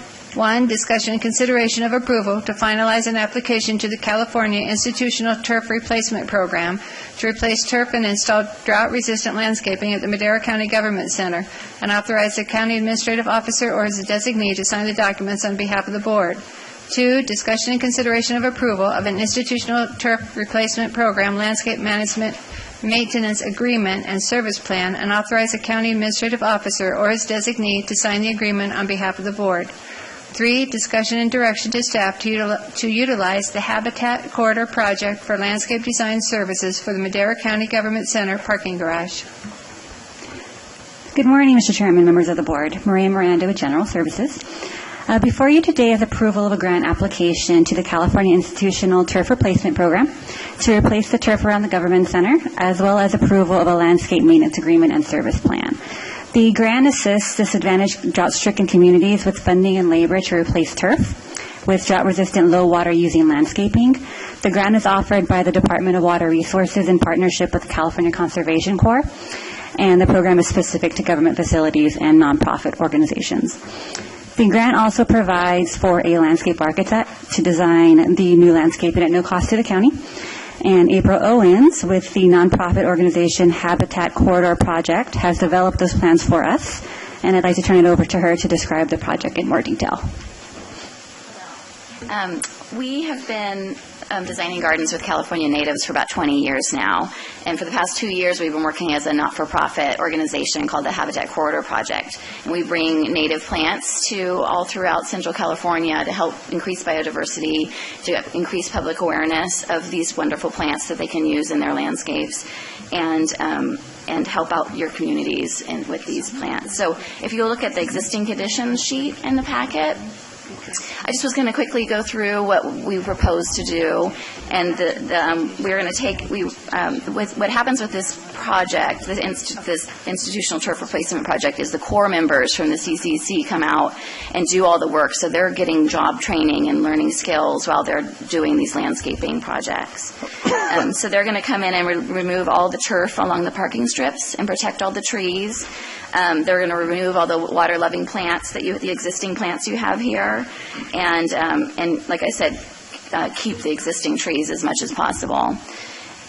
In the next sheet on the new landscape, we'll go into the plans are at the back of your packet, but we are going to replace the turf with low water use plants, and along the parking strip we're going to use a product called No Mow Fescue.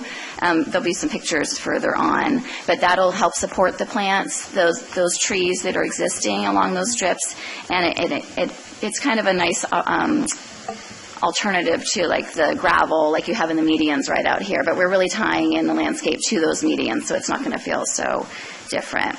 And then we'll be putting in native plants that we've seen be really successful in this area. So if you look at the next sheet, I just went through some of the plant material, so you can see there are plenty of plants that are not from California that are, that work fine in these landscapes. But we propose that using California natives, like I said before, enhances the biodiversity as well, and it also gives a wonderful palette for your public to see and something kind of different and modern, and just a fresher view on the drought-tolerant landscapes. So if any questions that come up when you look at these pictures of these plants, I just wanted to show that with, some of these landscapes, we make them really sparse and desert-y, and Maria has really pushed for this project and made a case for this being a very flowering, beautiful landscape, but also very easy to maintain for your county, the public works. So all these plants, we really stand out. We're doing them in masses, so it's not like a busy garden. It's a very simple, beautiful garden. And so just going through all the different, there's deadly, we'll use some succulents, some big shrubs, and then a lot of, mainly shrubs, a lot of shrub base, and then some boulders set in the front and the back of the landscape at your front doors. We'll use boulders with masses of really colorful perennials, but most of the rest of the landscape is going to be easy to maintain shrubs and ground covers. And on this sheet, you can see the No Mow Fescue in a kind of a meadowy situation, but it can also be mowed once a year, even though they call it no mow. It's a Delta bluegrass material, so it just comes out in turf. You just roll it out, and it's a really beautiful product for along these kind of places where people are going to be getting out of the cars and walking across that, and it would typically kill all the plants if we planted perennials in those spaces.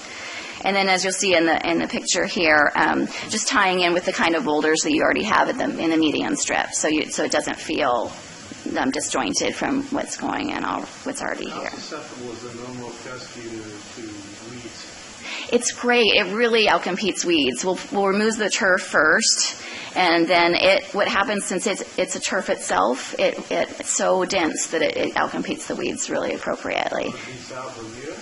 It doesn't beat out Bermuda. Nothing beats out Bermuda. But we try to get ahead of it before we put it in. But Bermuda is a constant battle in all of these landscapes. It's the bane of my existence. Yeah. Whoever came up with that, plant was a genius. But So, but it is a really good option. So you get some coolness and some greenery, so that people don't all of a sudden get it's kind of nice to.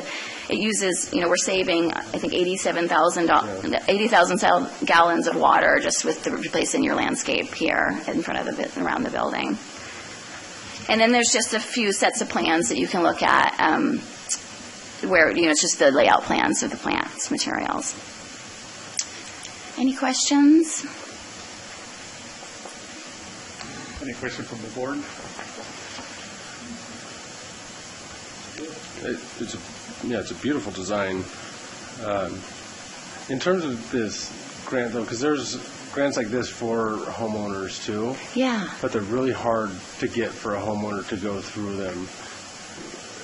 Maria, is there any way to recreate this for homeowners? Well, this particular grant's for government facilities. Yeah. It would be great if you did that in your community. Yeah. Having gone through the process, because I've talked to a lot of people that they try and then they look at it and Well, if you look at our habitatcorridorproject.org, we're developing open source plans so that the public can download these plans for residential and commercial. So all these projects are going to be open source as well. So people can see them, they can download the plans. So I've done probably 100 residential landscapes so that are really, and so we're starting to feed those onto our website with grant funding as well. habitatcorridor.org? Yeah, habitatcorridorproject.org. It's a great resource, and we're trying to build it so that all of these communities, we finished the Boys and Girls Club in Merced, and we're doing the same thing. We're going to try to create local plans for their area, and so people can see the plants and get excited and then go and try to do it for themselves. Yeah, the only resource before was like saveourwater.com, and then it had a link to how to and if you went through that turf replacement program, it was so hard. It's really hard to get through, and that's a lot of my job is to help people get through this process. Even the application that the application process even for this has been really onerous to deal with, and that's why I was hired to help all of the applicants get through the process and really understand the plants. And I know I've been using them forever, and so that we can get make it a successful project. Okay, great. Anybody else? I had one more action item for me, though. It's regarding the parking garage. So unfortunately, this grant does not extend to the parking garage structure. It's just the landscaping surrounding the government center. There wasn't enough turf to make the argument to include it with the project, unfortunately. So the plan at this point is moving forward with the government center free of charge. It's all covered by the grant, and labor is all inclusive. But there's the option of utilizing April and the Habitat Corridor project to design the parking garage landscaping as well separately.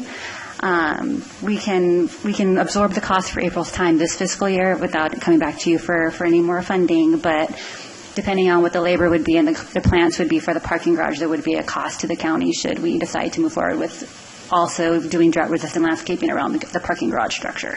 Yeah, you can go on to habitatcorridorproject.org. There's some open source plans that are already there. We can use that, but we'll need your help to find the right plans. So should your board opt to do that option, we could return to your board at a later date with the total cost for labor and plant material following design. We can take this one separately, but then give direction to look into that one further? Correct. I'll make that motion. What the motion? The motion is to accept this one and then look at bring back the other option and the doing it at the parking garage as well. Okay. Yeah, there's two resolutions here and then a discussion. Yeah.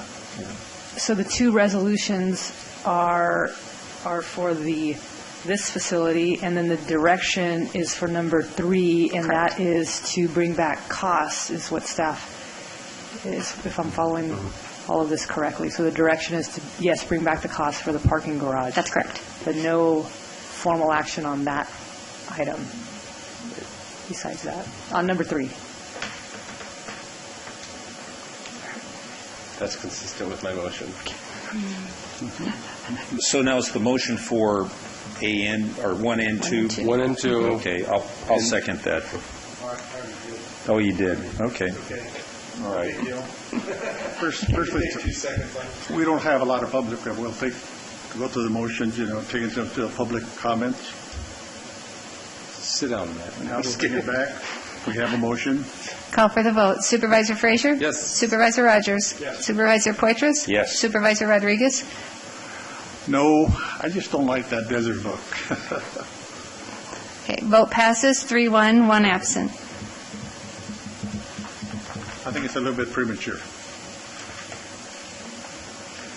All right, guys, let's break for lunch. We'll come back at 1:30.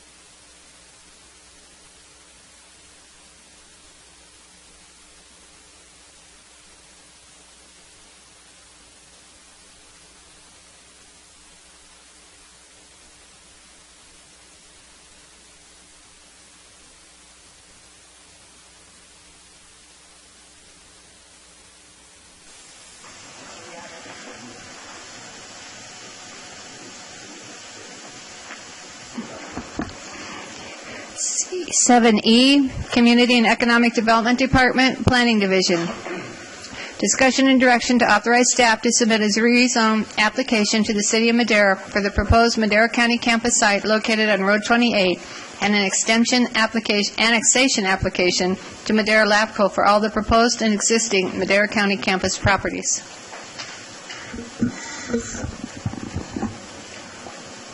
Thank you, Mr. Chairman. Matt Trieber here with Planning Department. And Rhonda certainly read that into the record here. We're just seeking authorization and direction from the board to submit the pre-zone application to the City of Madera as well as the annexation application for the county government complex. The developer of that has prepared a number of the documents and paperwork necessary for that. We're just seeking authorization and direction to sign that and submit it to the city for their consideration. Available for any questions. This maybe for the CEO. This will save some money in cost in terms of timing, how fast we can move forward. Yes, Supervisor Frazier. Yeah, we were faced with a situation where it could have potentially increased the project cost by dragging it out, but now with this moving forward, we'll avoid that. And through the City of Madera, we can run this concurrently. Is that your understanding? That's correct. Yes. So that it's not one isn't dependent on the other. We can still move on parallel tracks with the project and annexation. Good. I hope this is moving forward. This is and I want to thank you for working on this, as well as the city, also to come to an agreement that will save us money ultimately, and something that we were going to have to do later, we can run at the same time and save some money and hopefully build some goodwill. So thank you to you. And to Mayor Medellin and Councilman Will Oliver, they were helpful in this. Matt, you want to explain it to us? This is a request for staff to submit that annexation, pre-zoning and annexation application to LAFCO for the county government complex out at the government center where the probation or the social service and public health buildings are planned to go out there. So this will be bringing that into the city and working with CAO's office. Okay. Second. Call for the vote. Supervisor Rogers? Yes. Supervisor Frazier? We need to go out to the public, sir. We need to take it out to the public. Yeah. Doing so now. Bring it back. Okay. We have first and second. Okay. Call for the vote. Supervisor Rogers? Yes. Supervisor Frazier? Yes. Supervisor Poitras? Yes. Supervisor Rodriguez? Yes. Vote passes 4-0, 1 absent. That was quick. 7G, Public Works Department, Administration Division.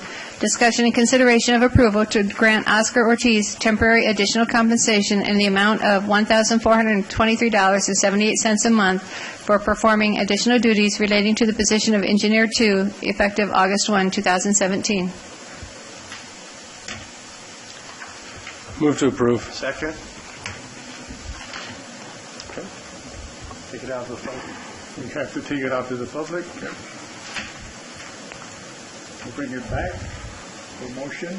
This is already done. Call for the vote. Supervisor Frazier? Yes. Supervisor Rogers? Yes. Supervisor Poitras? Yes. Supervisor Rodriguez? Yes. Vote passes 4-0, 1 absent. 7H, presentation, discussion, and direction on county transportation infrastructure.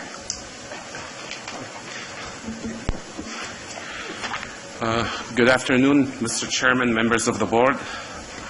Ahmad Al-Khayat, Public Works Director. With me here is our Deputy Director for Capital Improvement Projects, Mr. Jared Carter.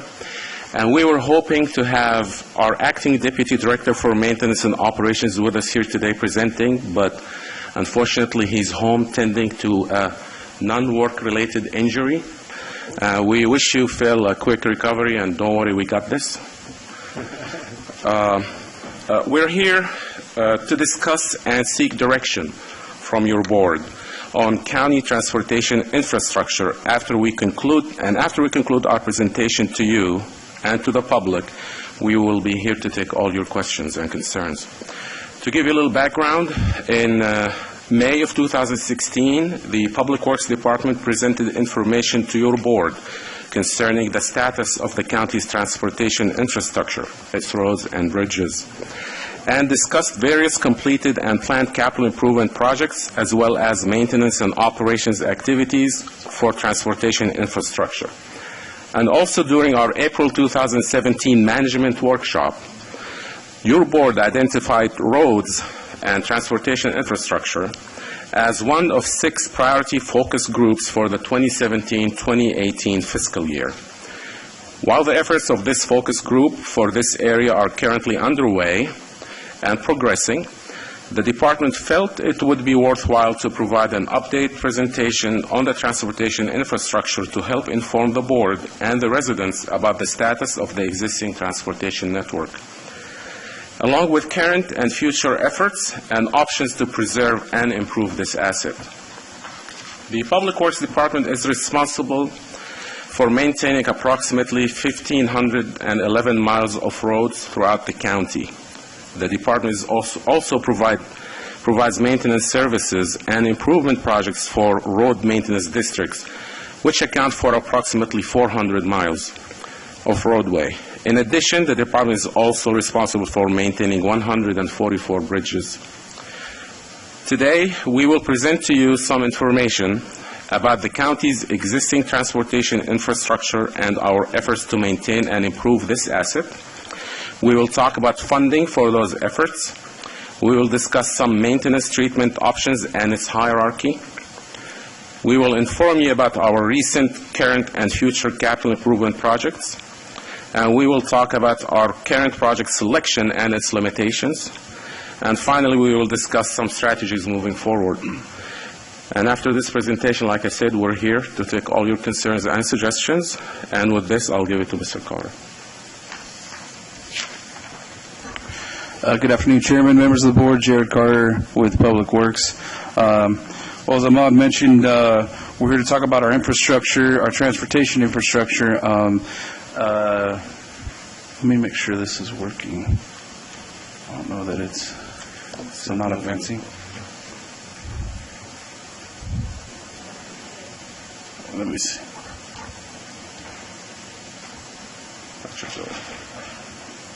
See if that works. We did a rehearsal and it worked. So there you go. There we go. Okay. Just your presence, Shay. He's good. He's good. So as Ahmad mentioned, we'll talk about the network as an overview of the network, some of the funding for our transportation improvements and maintenance, talk about some options for maintenance, the capital projects that we're currently working on. We'll go a little into the project selection and how we do that, and then also some of the strategies that we've put together and are looking at moving forward. So as you mentioned, there's about 1,511 miles of county-maintained road. That is the road network that the county owns and maintains. 144 bridges, and as Ahmad mentioned, we have another around 400 miles of maintenance district roads that are not owned by the county, but we maintain them through maintenance districts and service areas. Our network as a whole is divided into 5 road districts, which are not the same boundaries as supervisor districts. They're divided more geographically to split up the network more evenly as far as maintenance operations. Currently, our average PCI is approximately 46, which is essentially poor or failed. PCI is pavement condition index. So, if you've they do a statewide local streets and road needs assessment on a biannual basis. As a report that comes out. Madera has been the big red dot in the middle of the state for quite a few years. And of the 144 bridges, there's 44 of those bridges are considered structurally deficient based on the Caltrans inspection rating system. So a little about our expenditures or our funding for transportation network. The county budget, this is a slide showing the county's budget for is that still not working?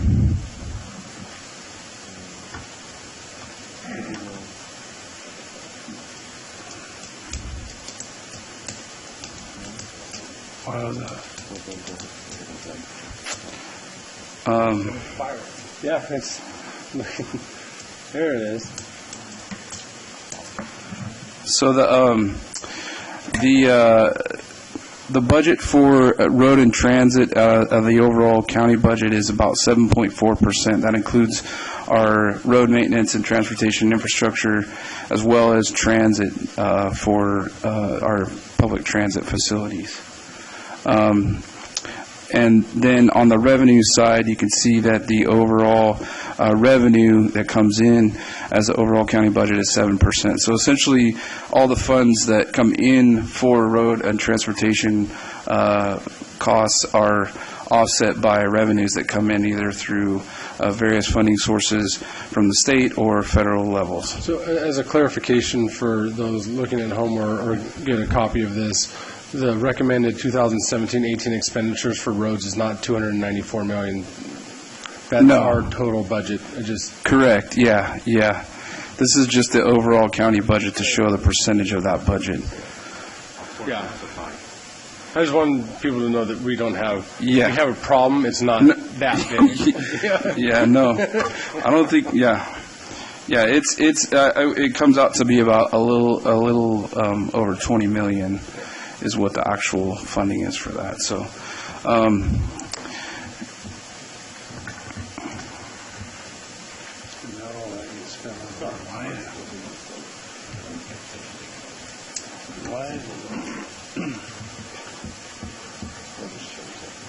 there a reason why? I don't know why it's not. Because every time you unplug it, it's going to do that. So some of the funding sources related to transportation improvement, we have our highway users tax account, which is essentially the gas tax funds that come from the state through the various parts of streets and highways code distributed to the county. There's a portion of the local transportation fund, which is a transit fund, and a portion of that can be used for maintenance once all of our transit needs are met. Regional State Transportation Program is another funding source that we get through exchange through the Transportation Commission. And then we have our federal aid programs, which are primarily used for our capital projects. So those are bridges. The CMAQ program is for air quality. HSIP is safety improvement programs. We also have the Measure T half-cent sales tax, which was approved in 2006. And that generates funds on a local level through the sales tax in the county. And then more recently, most of you know about SB 1 that was passed, and that will generate additional revenue, which we expect to start seeing around January 2018. And there's various programs that go with that. Does that go into the highway users tax account, or is that? So part of that funding comes to the county through essentially the same way the highways user tax, through a formula-based distribution. But there are other parts to it, and I'll talk about those in a little bit in a minute when I get to specifically about SB1. One thing that I did want to we wanted to point out is that we do not receive any funding from property tax or general fund for our transportation system. So everything that's done through maintenance and transit is all paid for by revenues from the state or federal, and we don't use any general fund money, property tax that goes towards that. So when people say, where are my property taxes going? They're not in the roads. Which, that ought to make them happy. Yeah. Go ahead. They're going to go higher, too. Yeah. What's it? Oh, okay. It didn't go. It's still not going. No. It's really going to be pain.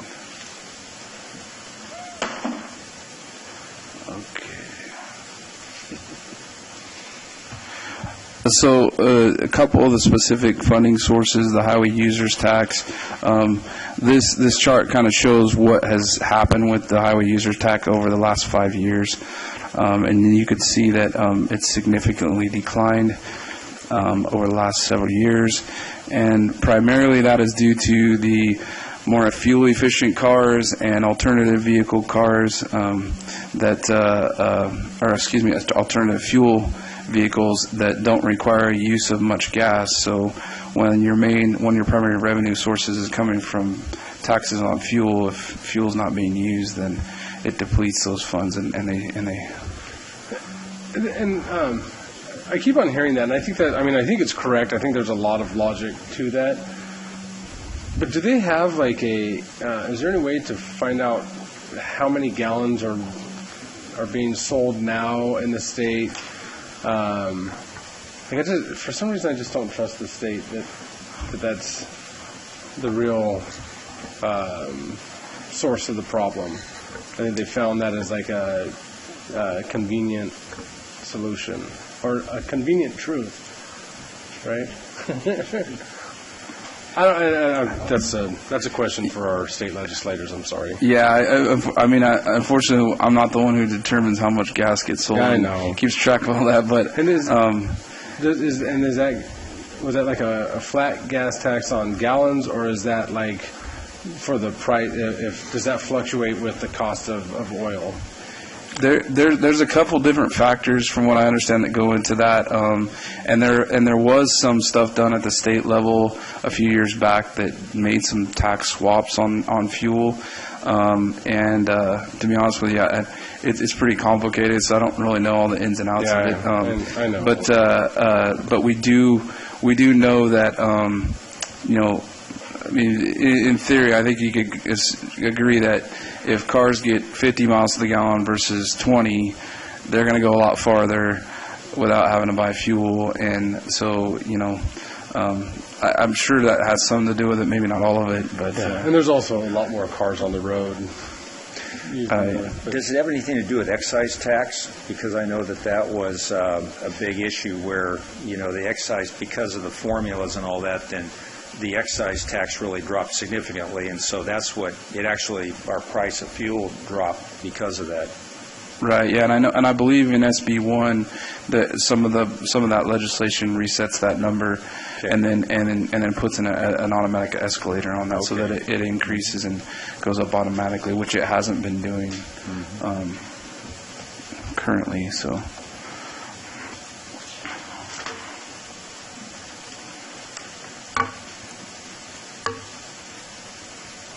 The other funding source that we want to talk about and mention was Measure T, which is the House Senate sales tax, voter-approved sales tax. We've received, on average, about $2 million a year since the measure was put in place, and our expenditures have been relatively consistent with what we've received. One thing to note on the Measure T is a couple things. Number one, the allocation that we get, there are sub-programs of Measure T that distinguish what you can use some of the funding for. So it can't all be used for road maintenance. Some of it does go to transit and specific programs that are outlined in the Measure T program.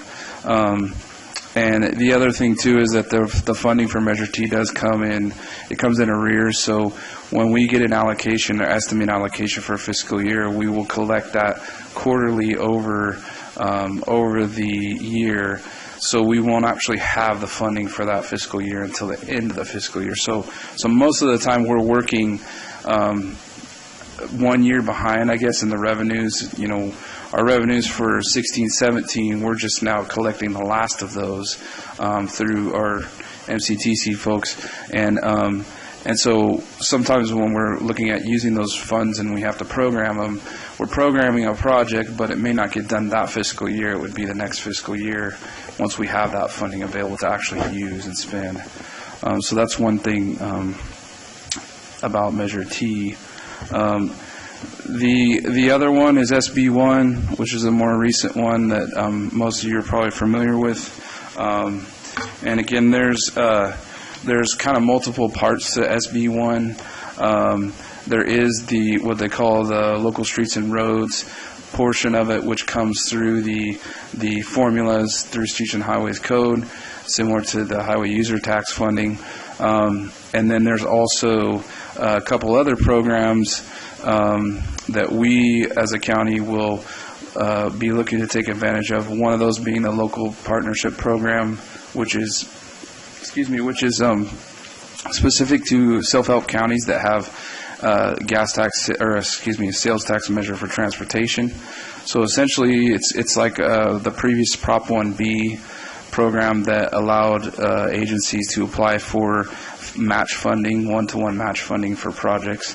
So we'll be able to leverage some of our Measure T funding with some of that SB1 money through that program once the guidelines are established, which I believe is supposed to happen this next month.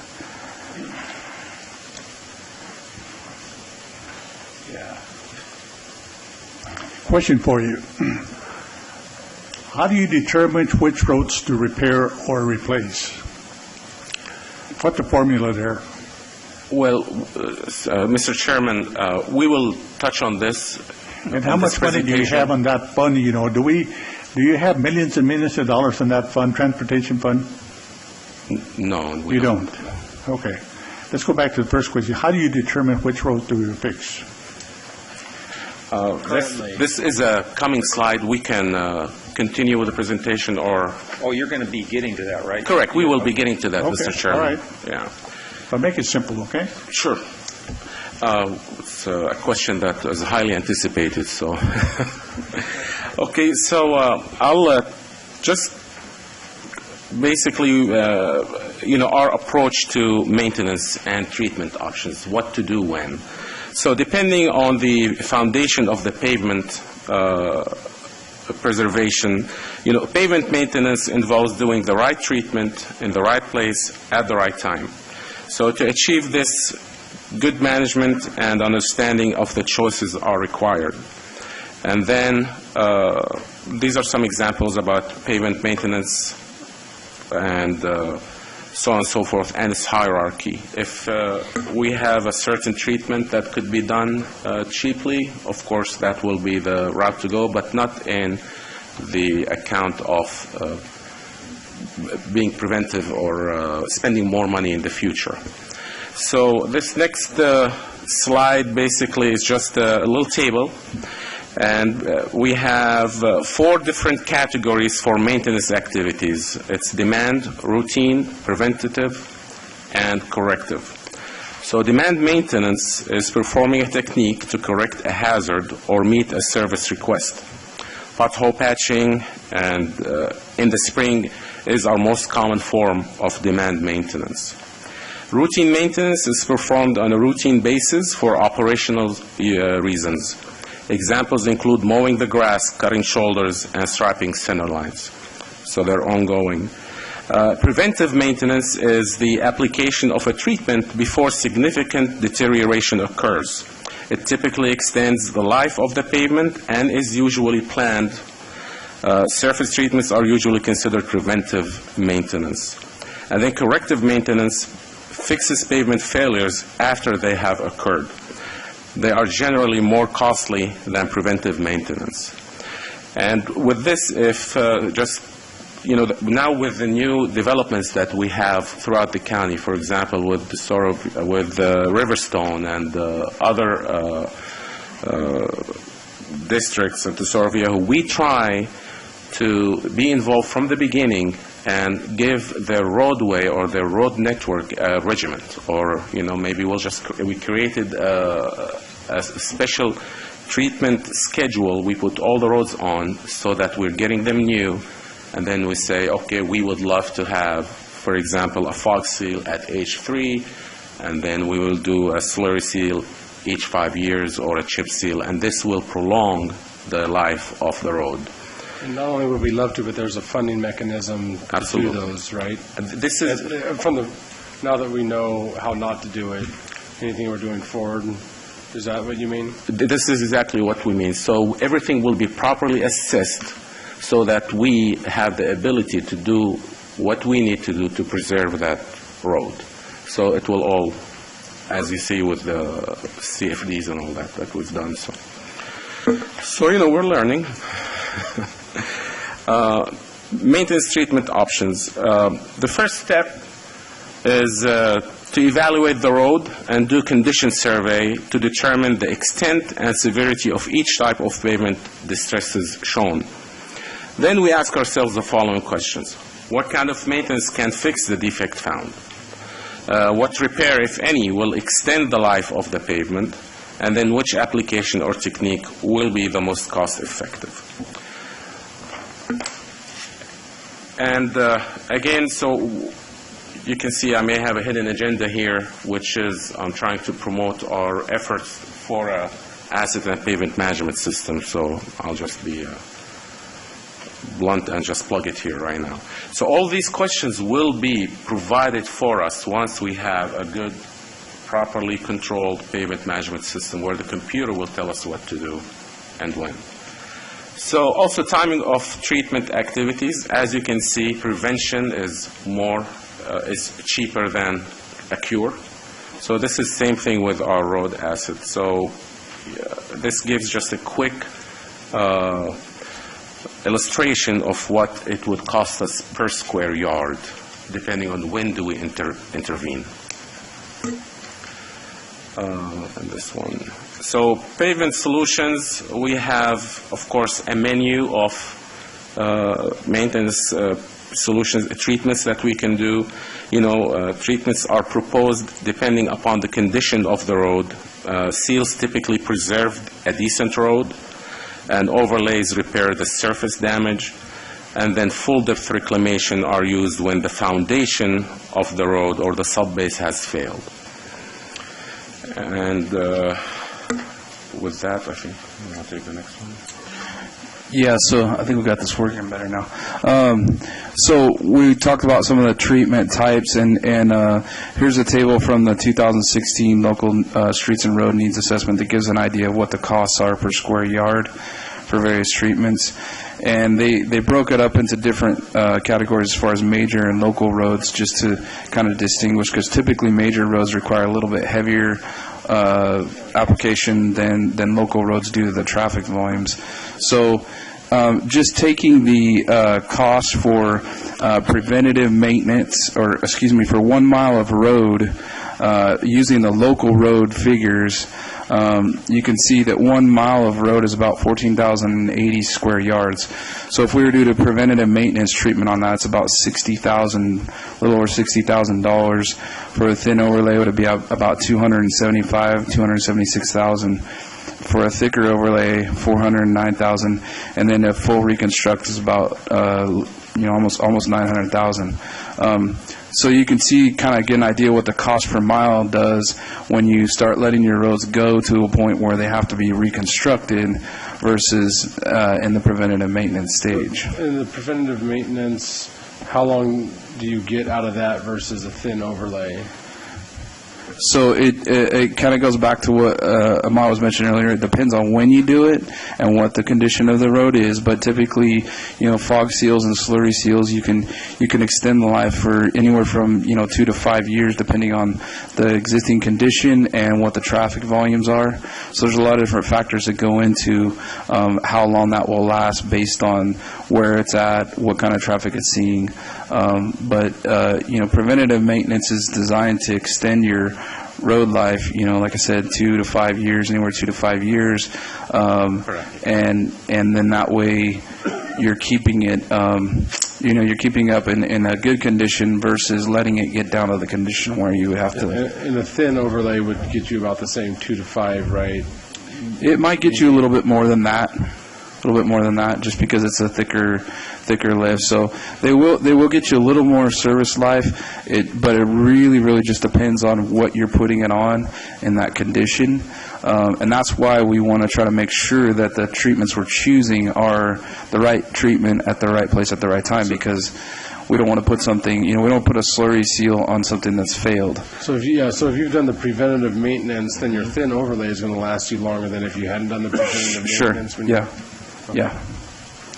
And Supervisor, what Jared is saying is probably what we're dealing with every day. But if things are built to our county standards and we have good roads to begin with, then a very simple maintenance formula we could apply, and we could extend the life of that road not less than 30 years, just by doing seals, slurries and chip seals and what have you. Right. And we will put a thin overlay if a thin overlay is needed. We will not put a thick overlay because, of course, we are conscious to our expenditure.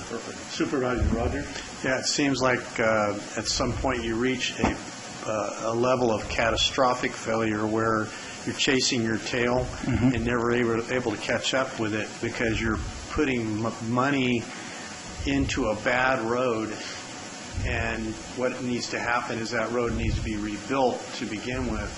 I think we've got a lot of that probably going on all over the place because I know the public, they demand that we fix these potholes and they demand that we have these roads in a certain condition. But it'd almost be better if you just took a portion of the roads out there and rebuilt them and had decent drivable roads in some areas, and live with the other for a little while, and then try to tackle that one later on. I don't know. As we are operating now, unfortunately, in most cases or most roads, we are trying to address. I will go over the data, how many calls we got for go requests and service requests. I mean, you will see what volume of work we've been doing. That's the number one thing that happens in my world. Correct. Right. Our number one thing is make sure if we can't repair a whole road, make it safe for the public. Correct. Right. We'll talk about this as well. So, Supervisor Rogers, kind of along your question or your comment, this is kind of an idea of if we were to go and do, these treatments on the entire 1,500 miles of road that we maintain.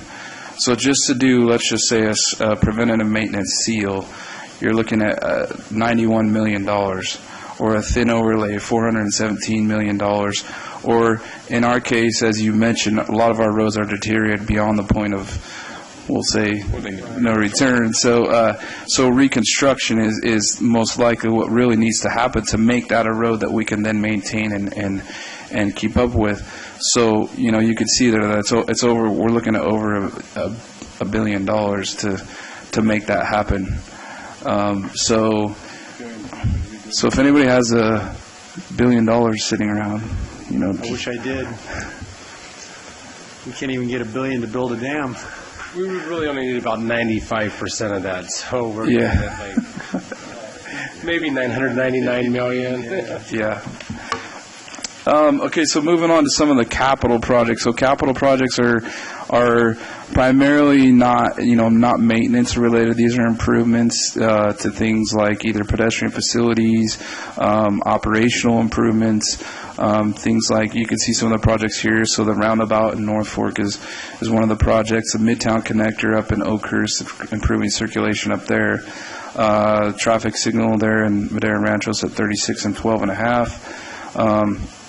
Pedestrian facilities, so various other projects. And again, most of these projects, you can see the funding sources are CMAQ, local with local match, or Measure T is the local match, and most all of our capital projects are federal aid projects. So we go after federal funding, which requires a match to it, but we find that it's a good investment to put a little bit of money in. Typically, it's about 10 or 11% match to that. In some cases, like for example on the bridge projects, here's a list of the bridge projects that we're working on right now, sometimes on bridge projects we can get 100% funding on that. But most of the time it requires about a 10 or 11% match on that too. So sometimes we have to take some of that same money that we would use for the maintenance and try to use some of that to help leverage some of these other dollars to make improvements and repair some of the stuff, especially when it comes to bridges, because our bridges do get inspected by the state and they're rated and they give us efficiency rating, and then we're required to do certain things to keep them, keep them operational and open to the public.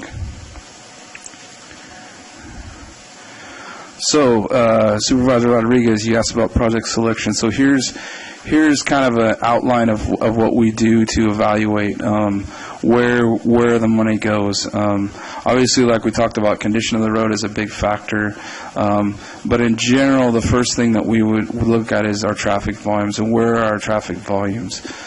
We don't have enough money to do all the roads in the county, unfortunately.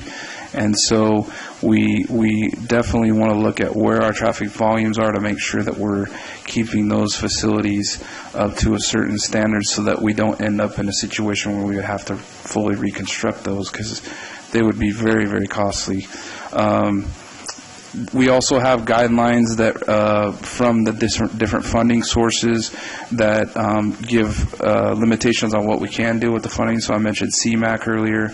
Those projects are that funding specifically for air quality improvement projects. So we can't go do road maintenance with CMAQ money. Same with bridge program money. We can't do maintenance with that. It's strictly for bridge repair replacement. And then, one of the misnomers, or one of the things that happens a lot is people say, this road's the worst, you should go fix this one first. And while that seems to be somewhat logical, in the bigger picture of things, if we put, if our funding is going towards the worst roads, then the roads that are in good condition, if we're not paying attention to those and doing that preventative maintenance and putting the money there like we need to be, then eventually that becomes the worst road. And then as Supervisor Rogers mentioned, it's kind of like this big vicious cycle that you get into, and you're kind of chasing your tail, trying to keep up. We do also look at geographic equity and try to geographically do improvements on a geographic basis. But again, that traffic volume factor is something that we definitely have to take into consideration. And then the one point there about there's no current pavement management system is what Ahmad alluded to earlier. That's something that we are working on that came out of the April workshop. There have been attempts to establish a pavement management system for our road system in the past. Unfortunately, they were limited attempts and not carried through, maybe not started the way that they could have been or should have been, and so they didn't carry through. As we're going through the process right now, we're trying to make sure that we're doing everything we can to understand what we have right now and all the data and information we have to put together a payment management system that's very accurate and gives us the information and the data that we need to understand where the best place to put the funding is first. And I know that out of that, as part of that, would be developing a policy that would come to your board on how we would address certain pavement conditions once we have the pavement management system tool that can generate those figures and the information on that. Okay, and if I may, also, just to update you on our efforts with acquiring or soliciting an RFP for a pavement management system.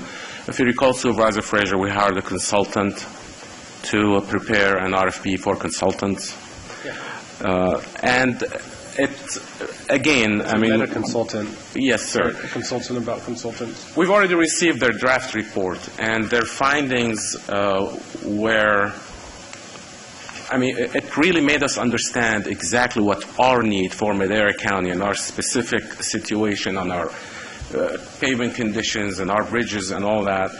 It really is fine-tuning that proposal that will be sent out, request for proposal that will be sent out. And the scope of work will be basically to have a consultant to furnish all services as required to develop and update and implement a fully functioning computerized PMS. We have all the draft work. We're still studying it within the department and our focus group. So we were hoping to have this done actually this month. We still have time, but we're still reviewing it and fine-tuning it. But once we elect to go forward, and we call me. Okay. So here's what. For the middle of the day. Here's what we would be able to do every year, based on the policy that your board will adopt and the parameters and the data of the PMS or the payment management system. We can come to you every year with an annual maintenance program to your board, and with that we can prepare a flyer for each maintenance district.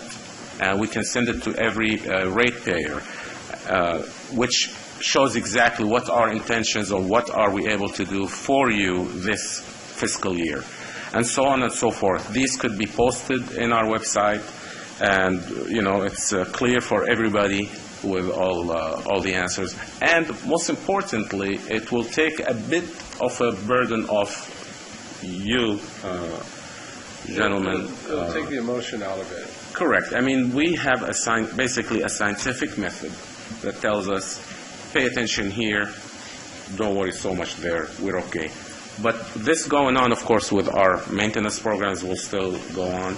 I'd also like to just mention, back in 2016, we had a total of 968 GO requests or service requests to Public Works, only road related. We are in mid-August, and this year we're up to 1,108 as of today. And of course, most of these calls, unfortunately, are reactive type of calls where we are going and repairing something that already was damaged because of lack of funds that we could not be proactive and prevent.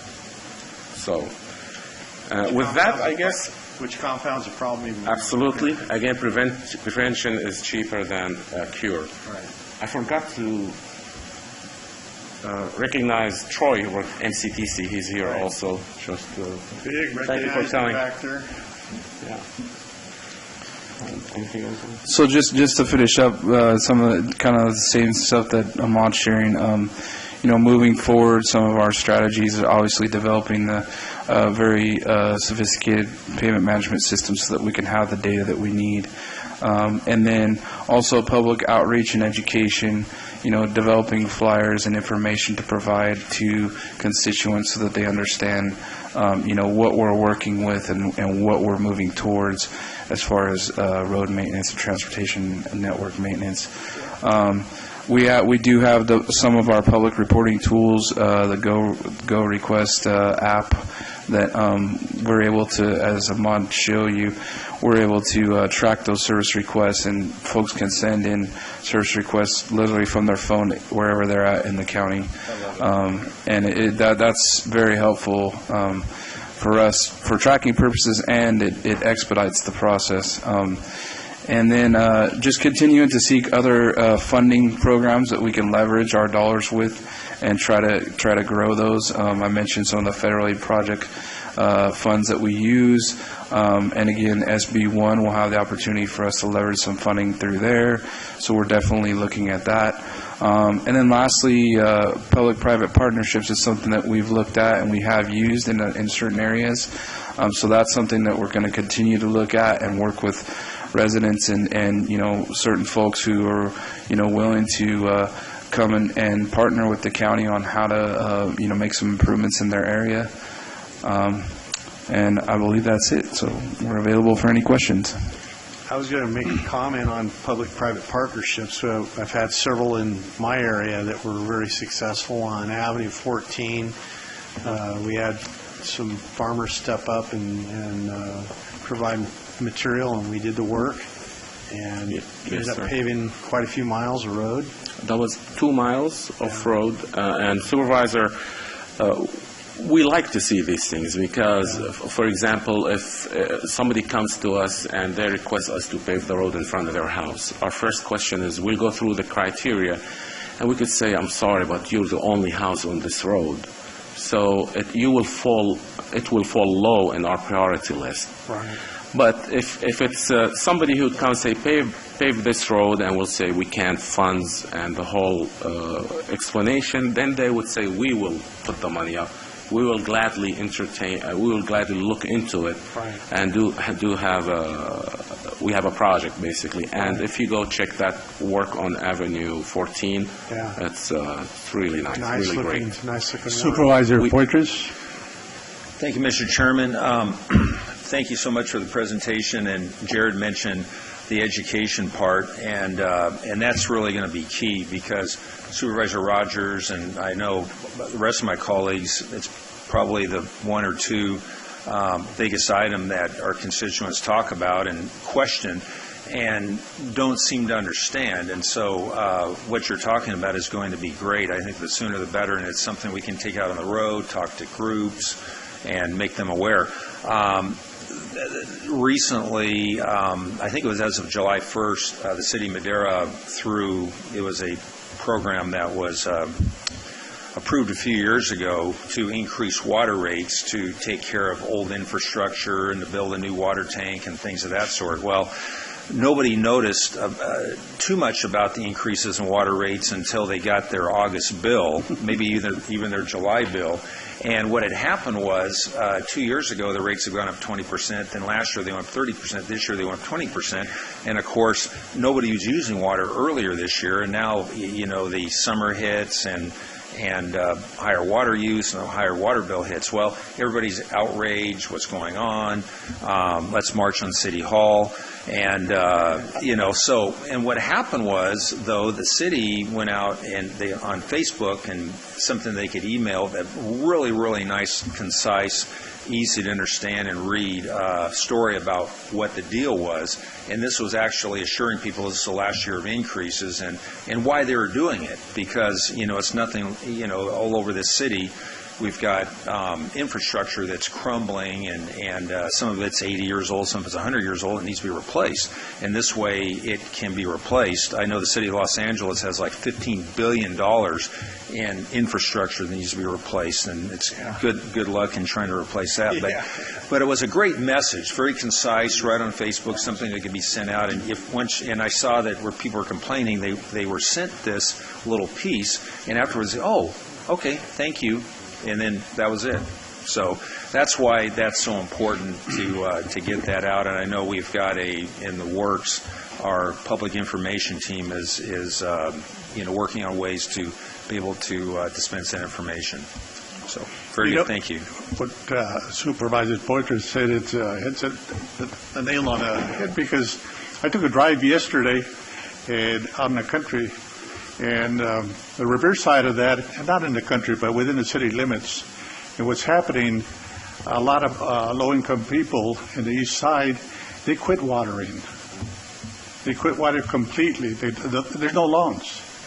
It's turned into a ghetto. Well, it was not good-looking before, but it's turning into a ghetto on the east side. It's terrible, terrible, terrible, ugly.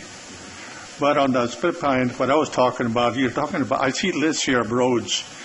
And we have a road that nobody mentions. It's Road 28 from 145 all the way to the new school. Now they're working on this in front of the school. I don't know whether they're putting 4 lanes or 2 lanes north and south, but I mean that road should be worked on immediately. You've got from San Miguel in front of Millview, you go south, and you got to climb that hill where the train used to go through before. I talked to you about before. The train used to go through. They removed the tracks, but the hill is still there. As you go up and down, you got 15 to the left, and you go straight. That house that's right there in the corner, I used to have them insured years ago, and they have accidents there 4 or 5 times a year. They have a wrought iron fence, gets knocked down twice a year, 3 times a year. Nobody's gotten hurt, but it's there. The damage is there. But that road should be replaced, and that hill should be leveled, because we have the school up front and we don't have any light there yet. We have the campus going up there. In the future, you're going to have hundreds of workers over there, and they're going to be traveling either to get on 15 or 12 to go to Clovis, because a lot of teachers, a lot of principals live in Clovis. They don't live in Madera. So that road is getting very congested, and I've been talking to anybody to listen to about Road 28. It's terrible. Let's work a little bit closer to the city of Madera if possible. Now, if it's city responsibility, county responsibility, can we form a partnership with the school district also to take care of that problem? Yeah, definitely, Supervisor. We'll look into this. I'll put a request right now, so we'll handle it. I got a quick question. So you showed on that one slide that there's $20 million for roads out of our, like the 7.4% out of the 294. How much is going to actually repairing the roads, and each year how much are we adding? Like if we're at $1,300,000,000 roughly to reconstruct all of it. So let's just use that as that's what our actual cost is to fix everything. How much of a dent are we making in that every year, and how much is that growing every year? Are we going backwards? So out of the $20 million, how much is actually spent on pavement and maintenance? How much is... Supervisor, I can get you these figures, but I don't have them handy with me. But our budget, as it was presented back in July, it does have a breakout of each division and what has been done as far as salaries and benefits and actual. Is the problem growing? I guess the ultimate is the problem growing larger than what or at a higher rate than what we're paying it down. It has been, the problem has been exponentially growing larger due to the massive decline of our funds. But hopefully with this SB1, which is a restoration of funding mechanism, is how I would put it. We should do better. We should do better. Okay. Yes, we're hopeful. So, and I see that we have to have discussion and direction. So, I think we need to move forward with the after the RFP going out on an RFQ to get a pavement management system so that we know what we're looking at. I think it's important to take the emotion and the politics out of it, and we just fix what's needed with what we have. If we have limited resources, we need to know where to put it. It'll be a chunk to begin with that comes out of what we could do to maintain things, and so it's going to be a hit in 1 year. But if we already don't have enough to do everything, but if we're constantly chasing our tail and we don't know where to put our money, in a good way, I think that it's even worse. I'd rather spend our money smart rather than not. So I don't know if we have to make a motion for that direction, but I think we need to move forward with that.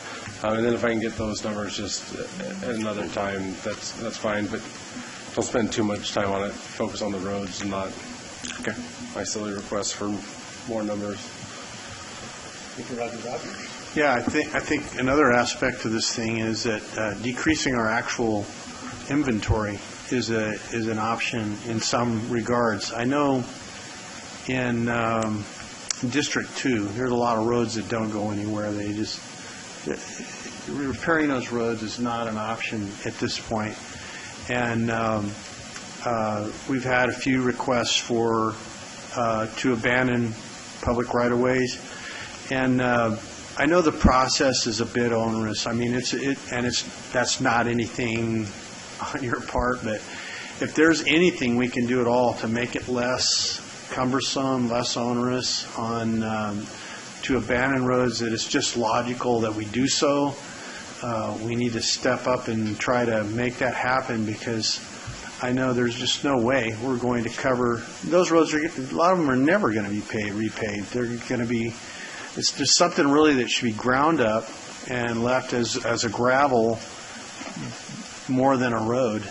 Yeah. And if we can do that, we're going to save ourselves a lot of money in the long run. I mean, you grind up a mile of road, and that's $500,000 that can be spent elsewhere. Sure. But do we get money based on how many road miles we have in our...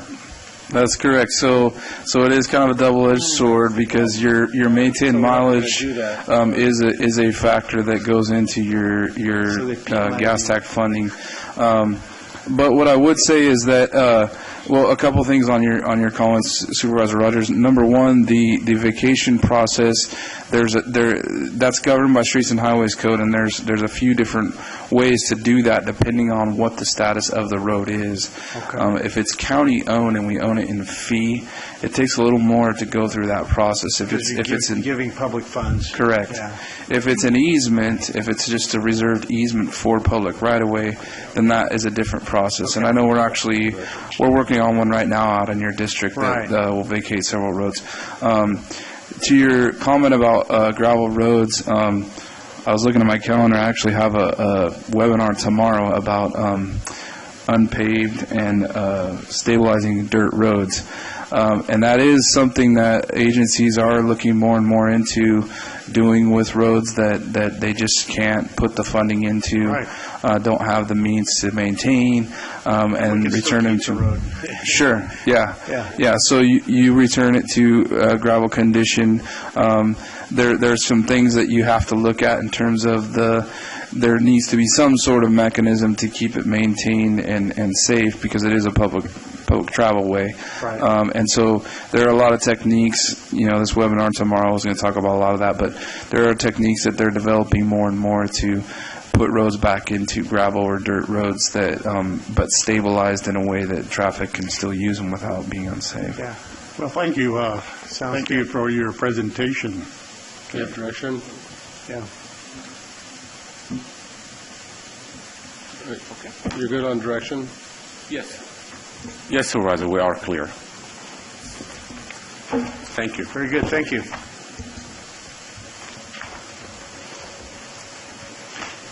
From roads to water. Chairman Rodriguez, I believe now we need to convene as the Board of Directors of the County Groundwater Sustainability Agencies. And we'll be taking 7I, Water and Natural Resources Department. Presentation, discussion, and direction on cost associated with the development of groundwater sustainability plans for the 3 subbasins in Madera County.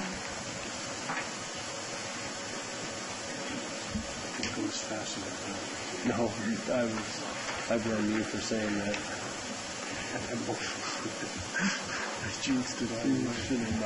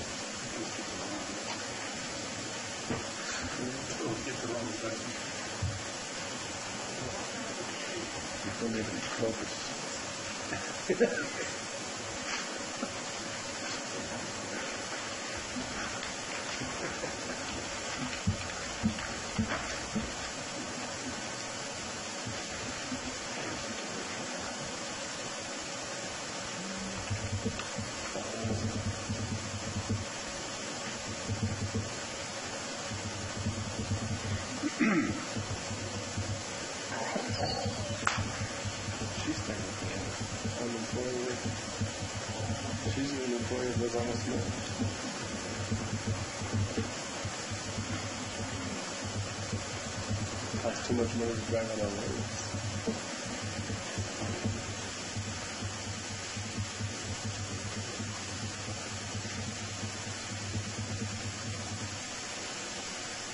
Sorry about that. The computer shut down and had to log back in under different names, so I think we're up and going.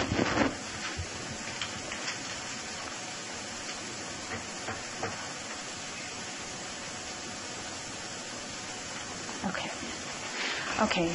Good afternoon.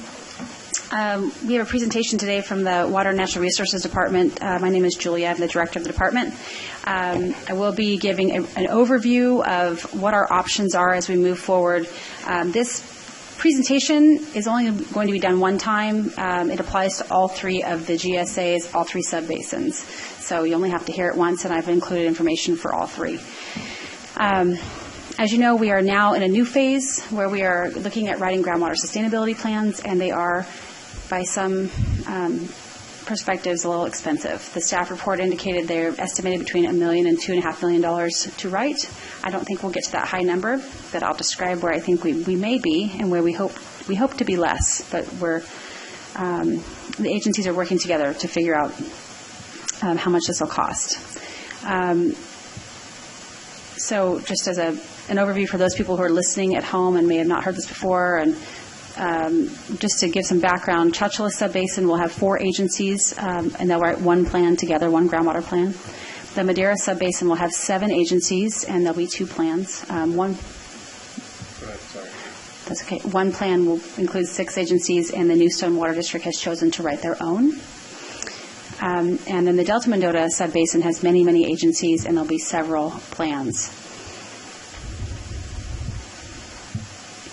So this is sort of there will be 2 sections of the presentation. The first will be what your options are as an authority or as a governing body to fund these plans. Each of these are identified in the Sustainable Groundwater Management Act. I've sort of ordered them. Number 1 is that which it has sort of the highest bar, the most activity, maybe I don't want to say difficult, but will require the most activity on behalf of the agency. So you have the authority to impose a special tax that requires a 2/3 majority approval by the qualified voters. You have the ability to issue general obligation bonds, again, a 2/3 majority by the qualified voters within the GSA boundary. You can do a real property assessment that requires a full-blown Proposition 218 proceeding, and I've listed here the different activities just for the record. I think you're all familiar with Prop 218. You're also able to do groundwater extraction fees. This is also Proposition 218, but it only requires a majority protest hearing and election. And you at that hearing, you will pass an ordinance or resolution. You can also issue groundwater permits, requiring a public hearing and an ordinance and again, a majority protest election. You also have the option of funding these activities through the county general fund. That can be done by a simple approval, as we've done today many times. You also have the ability to use grant funding, which we are doing. We are in the process of writing 2 different grants. In fact, Madera County is the lead on both of the grants for the Chowchilla and the Madera Subbasin. I just want to stop here just so that it's in the record that the maximum match that we will have to come up with is 50%, but we do enjoy a reduction in that match because we can take the acreage of disadvantaged communities and take the percentage of disadvantaged community acreage and subtract that percentage from our 50% match. So the numbers that I'll show you here in a while do reflect that disadvantaged community reduction in match. Additionally, you are able to do a public-private partnership. I don't want to speak for the agencies in Madera County, but I will say that some of the agencies represent private landowners have expressed that they can identify some individuals who would like to be in an agreement, written agreement contract with the county to help fund groundwater sustainability plans. There are individuals out there who are interested in doing that. And then let's get into the estimated costs, and this is the last part of the presentation. Again, this is by sub-basin, and then I did take into account what our costs would be. We are looking at costs by acreage. At this point, this is the best way that we can, we meaning all of the groundwater agencies, can guesstimate how much we will have to pay. And it also takes into account the disadvantaged communities reduction in match. The Chowchilla Subbasin has a total of 145,000 acres, 145,729. The county GSA is responsible for 59,290 acres. That will actually decrease if and when the Triangle T Water District, they have an election on the 29th of this month. When they form and they become a GSA, that acreage will actually go down by almost 15,000 acres. The numbers I'm giving you today are based on the original 59,000 because they have not formed as a district yet, and they may or may not become a GSA. They intend to, but we never know. So we're going to plan as if we're responsible for that. We have done a lot of work in the Chowchilla Subbasin at looking at how much this will cost. $1 million is an estimate. We actually think we can get it lower than that, but this is sort of the bar that we're looking at, but we're trying to save money everywhere we can. So you can see that would cost the county $165,000 total to write that plan. The Madera Subbasin in total is 346,579 acres. I did estimate a $1.5 million price tag simply because the Madera Subbasin is larger and we have two plans. And we don't participate in both of those plans, but we do have to coordinate the two of them, which requires a lot more time, a lot more technical work, and maybe potentially some additional studies of the groundwater situation. That price tag is $382,000 to the county. And in the Delta Mendota Subbasin, we are a very, very small GSA, and the San Joaquin River Exchange contractors have offered to help draft a plan. Their properties abut where we are, and they have monitoring wells adjacent to our properties, and they're willing to allow us to use their monitoring wells and their infrastructure.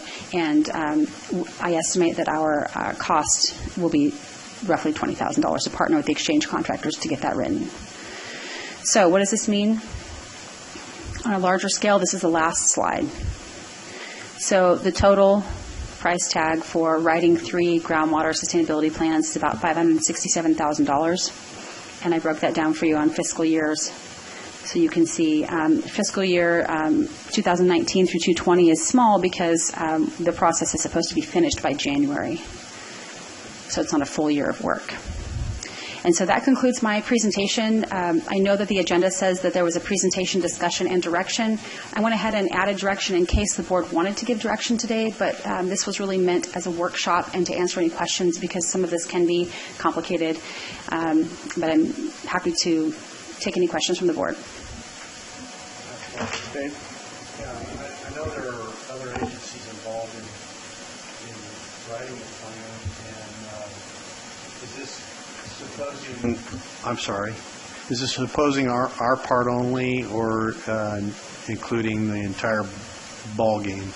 This is only the county's portion based on our acreage, on our share based on acreage. Okay, I thought I heard you say that. I just wanted to clarify and make sure. Yeah. All right. Mr. Chairman, thank you. My question is, on some of these funding mechanisms, have you heard what some of the other GSAs are thinking about? Yes.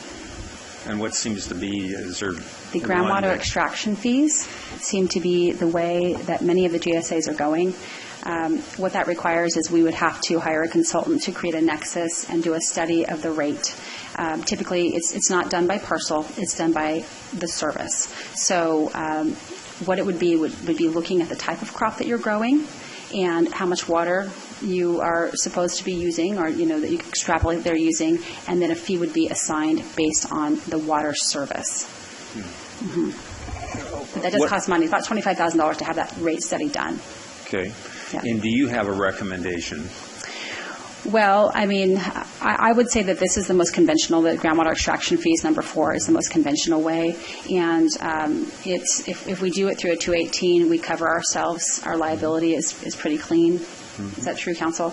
And it costs us, $25,000 to get it up and running and to get those fees in place. And then once they are in place, we always have them. And that would be, if you wanted to go that route, that would be the one that I would identify. Mm-hmm. I think there's some opportunity also with the public-private partnerships. There might be some, pitfalls in that. We want to make sure that we understand what we're agreeing to and what that partnership looks like. So we want to really work on that language. But I think that if people want to participate in the process, that's another opportunity. Okay. Very good. Thank you. Mm-hmm. Supervisor Fraser? Kind of to follow up there, and I also have why did was it you said Newstone Water District decided to do their own plan? Yeah, so Newstone Water District is Lyons Raisins. It's owned by a family, and Jeff Lyons is the main landowner. When I say main landowner, he owns everything except for maybe about 100 and something acres. The district is about 4,100 acres. His attorneys have advised him that if he has his own groundwater sustainability plan, that he will be much in a better standpoint legally if there is some sort of challenge. Yeah, I mean, he has to, but there's a lot that goes into it. It could be pretty expensive. But I mean, that's I guess his decision. It changes our work for the other GSAs, and I've actually met with Newstone and their staff with Department of Water Resources to try to discuss what this means, because we have to now have a formal agreement with Newstone. Yeah. It has really complicated. That's why I estimated more money. Which is why we had ended up determining kind of, I thought with everybody that it would be one plan, multiple GSAs, but, you know, that obviously these things change. They're fluid like water. But to kind of follow up on the question of the extraction limit, so say, and maybe this is more a question for you, so say we do the 2018 election to raise money through the extraction limits for the purpose of writing or to initiate the GSP, then once the GSP is written, do those fees go away? Or we would have to write it in such a way that those fees would be ongoing for other things, correct? Yes. So SIGMA, you can correct me if I'm wrong, but SIGMA identifies groundwater extraction fees as something that you can use only to write plans. Once you write plans, you have to use other funding mechanisms once you're implementing the plan. Right, and that's what I mean. So why would we go through the 218 process to get a fee that then would go away? Because SIGMA doesn't let it continue to go. Yeah. Well, because then we would have to then go back again later and do another 218 elections to get extraction fees again, and people will be like, well, I'm not paying it on top of that, and I just see that being a pretty big headache. Is there, like... Wait, let me ask this. I don't know the answer off the top of my head. I thought that the SIGMA allowed for groundwater extraction fees for maintenance of the plan, and we're right?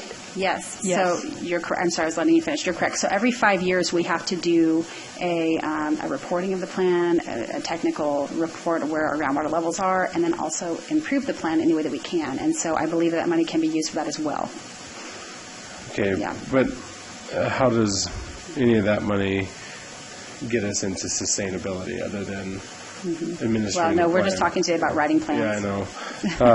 And then the other part, so we're in looking at those extraction limits, and I think the example you used was you can look at, you know, this orchard, and this is based on what yields for that crop is, and you can get a good model as to what the extraction limits would be without having to go on to an individual meter. Would people on private wells on a residence, would they be subject to that extraction? Would people in special districts, would the special district have to pay that extraction limit for whatever they are pulling out of the ground? Or is it just on agriculture? Or is it on industry, residents, and agriculture? Good question. Well, I think that any groundwater stakeholder, any groundwater user that fell within the Groundwater Sustainability Agency boundary would be subject to some sort of an assessment. So everybody? Yeah. Anybody who uses water? Yes. So is it going to be based on how much they use or just the fact that they use it? No, it would be based on the quantity. Quantity. And what's the collection method? Would it go on there, like for... I'm sorry, that one I'm not sure. Sorry. I should have asked that No, question that's okay. beforehand. I should have known that. I've known most of these answers except for that one. That one's kind of... So we're talking meters everywhere. Chairman, there would have to be a formula, a volumetric formula, some engineer's report that calculates, you know, how the fee is justified calculated and justified, and then how it's paid. We didn't look into that yet. So, and then the ongoing maintenance of the plan is roughly the same as it is to, or our share would be the same as it is to write it, roughly on an ongoing basis? I mean, it's hard to say what will happen in 8 or 7 years, but I would guess that whatever mechanism we come up with now would probably stand, because we're putting our governance documents together, and I would assume that will be the way that we both approve plans, make decisions, and pay for things as a group. That's all I have. Thank you. Anybody else? No? Okay. Take it out to the public. Bring it back to the board. I say direction, look to those fees and work with the CAO on what we can do. And that seem reasonable? Yeah, I don't think we have any choice. Expand our thinking a little bit, I guess. And I don't know that there's a whole lot of other places to look for this. Well, we're trying to keep our costs down. That's the best we can do. Yeah, right now I was looking at the figures. If you wanted to raise $1 million in some of those areas, you're talking about $7 an acre. So, by acreage might be an option. You start doing water extraction fees, it's exactly what people feared. You're going to pay by the gallon. And I think that that's not going to go away at all. I mean, once you get it in place, it's not going to go away because you're going to have ongoing need to renew the plan, to monitor the plan. It's just going to grow. You're talking about mega millions of dollars. And where's that going to come from? People are already at their saturation limit with taxes. I just think it's going to be an eruption out there. And none of it is going to bring in one extra drop of water. Well, that's the whole thing. To me, you're going to build this huge, and we have no choice, but you're going to build this huge bureaucracy. You're going to collect data, and all of that's going to say, we've got a problem. It's not going to put 1 ounce of medicine toward the illness. And the reality is that the money would be better spent purchasing water and putting it in the ground. But that's not the way the state's going to allow it to happen. So I'm not telling you anything you don't already know. Well, I was going to say that's part of the implementation phase. We're just not there yet. Yeah. All right. Thank you. Well, those happy to we got roads we can't pay for and water we can't pay for. Wow, it makes... Number 8, pending legislation. Discuss, support, or oppose legislation presented by supervisors and/or staff.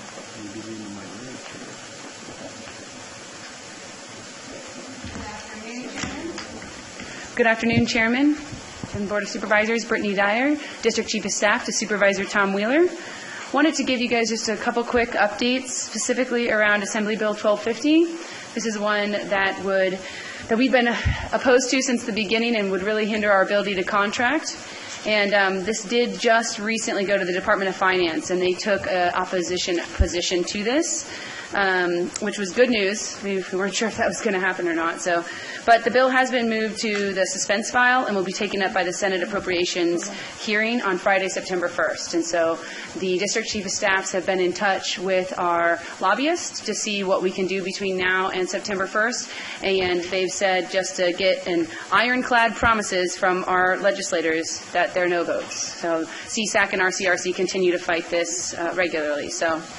And then just a quick note on AB 524. This is the one that would take funds from PG&E. They had to pay fees over to the Butte Fire and take those and reroute them to SRA. They're actually meeting today.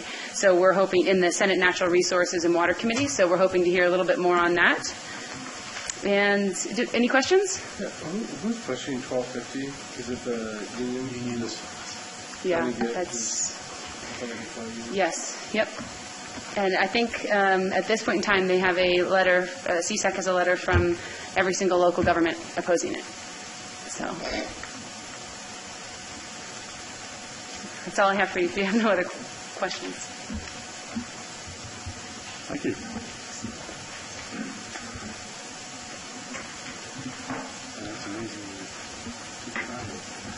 Good afternoon. I'm Alakayat again.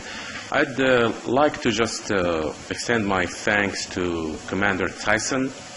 On last Friday, Public Works had their San Joaquin Valley County Engineers and Road Commissioners luncheon, and we hosted it up at Chickchansey. And Commander Tyson had a wonderful presentation for Web EOS, and it enticed too many questions. So just want to say thank you.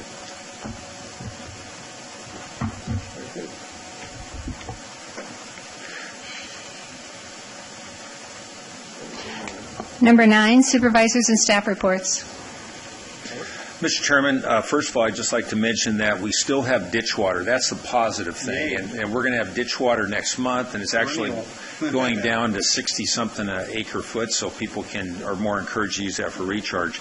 Second of all, and I don't know, this might even be better news, for the second basketball league in a row, Madera Glass won the city championship last night.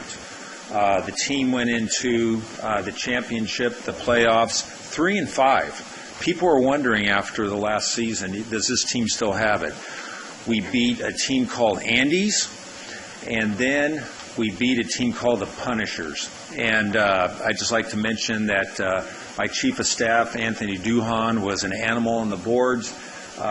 Will Oliver looked like Jason Kidd, and I got a few rebounds. So, all right. So there you go. So hopefully those are some words of encouragement. That's positive. Very good, very good. Yeah, I attended RCRC last week and the week before. I'm on the executive board as well as the regular board of directors. And that's all I have to report.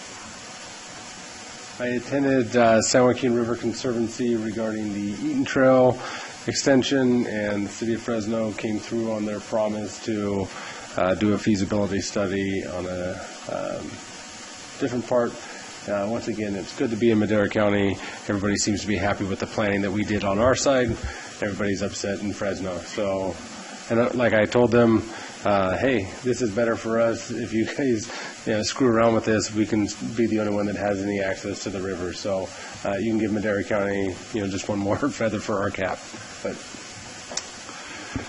I'm glad that we don't have to deal with Fresno politics. That's all I have to say. Supervisor Poitras and myself, we walked on St. Onomat Saturday morning. We walked from McNally Park to the Courthouse Park, and it was warm.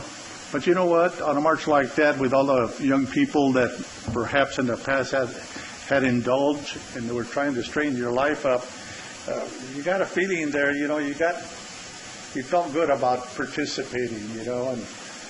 And we were all singing all the way to the park. So hey, we did pretty good. Was that the March Against Meth? Was that the one? Yeah, good. It says, say no to meth, say yes to God. All the way through. Two good messages. Very good. We also had, we had the Station 19 barbecue fundraiser for the Ranchos Fire Station. I don't know the final number of how much we raised, but there was 831 people out there. It was a great event, and I got a new fireman hat, which I think is really cool. Very good. Wow.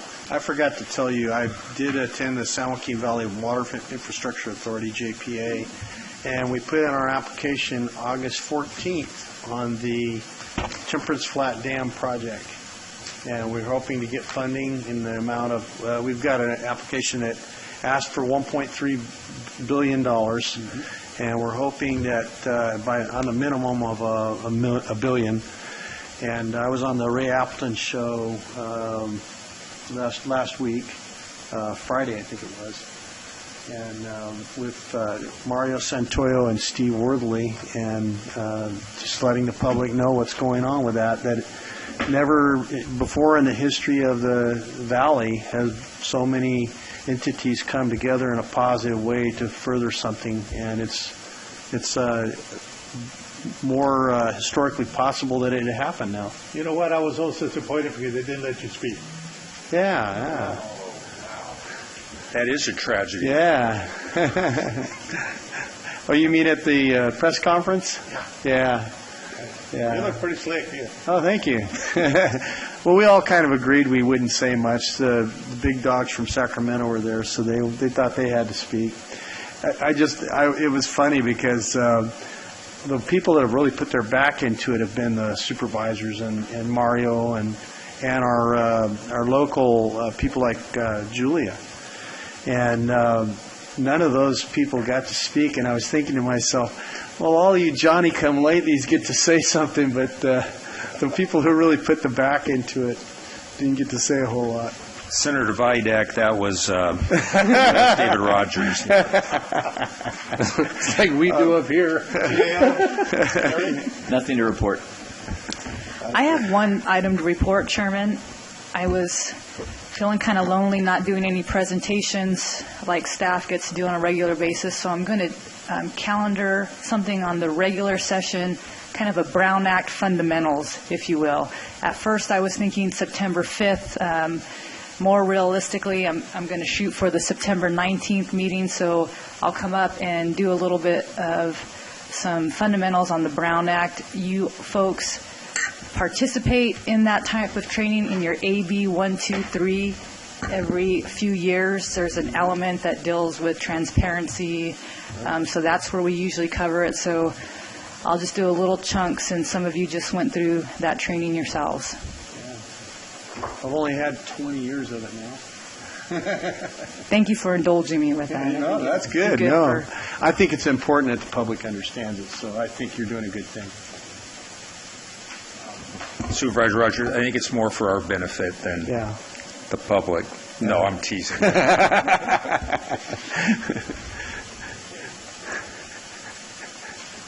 Council, do we have anything as far as closed session? Are we done? We are done. Okay. Yay. Oh, hallelujah.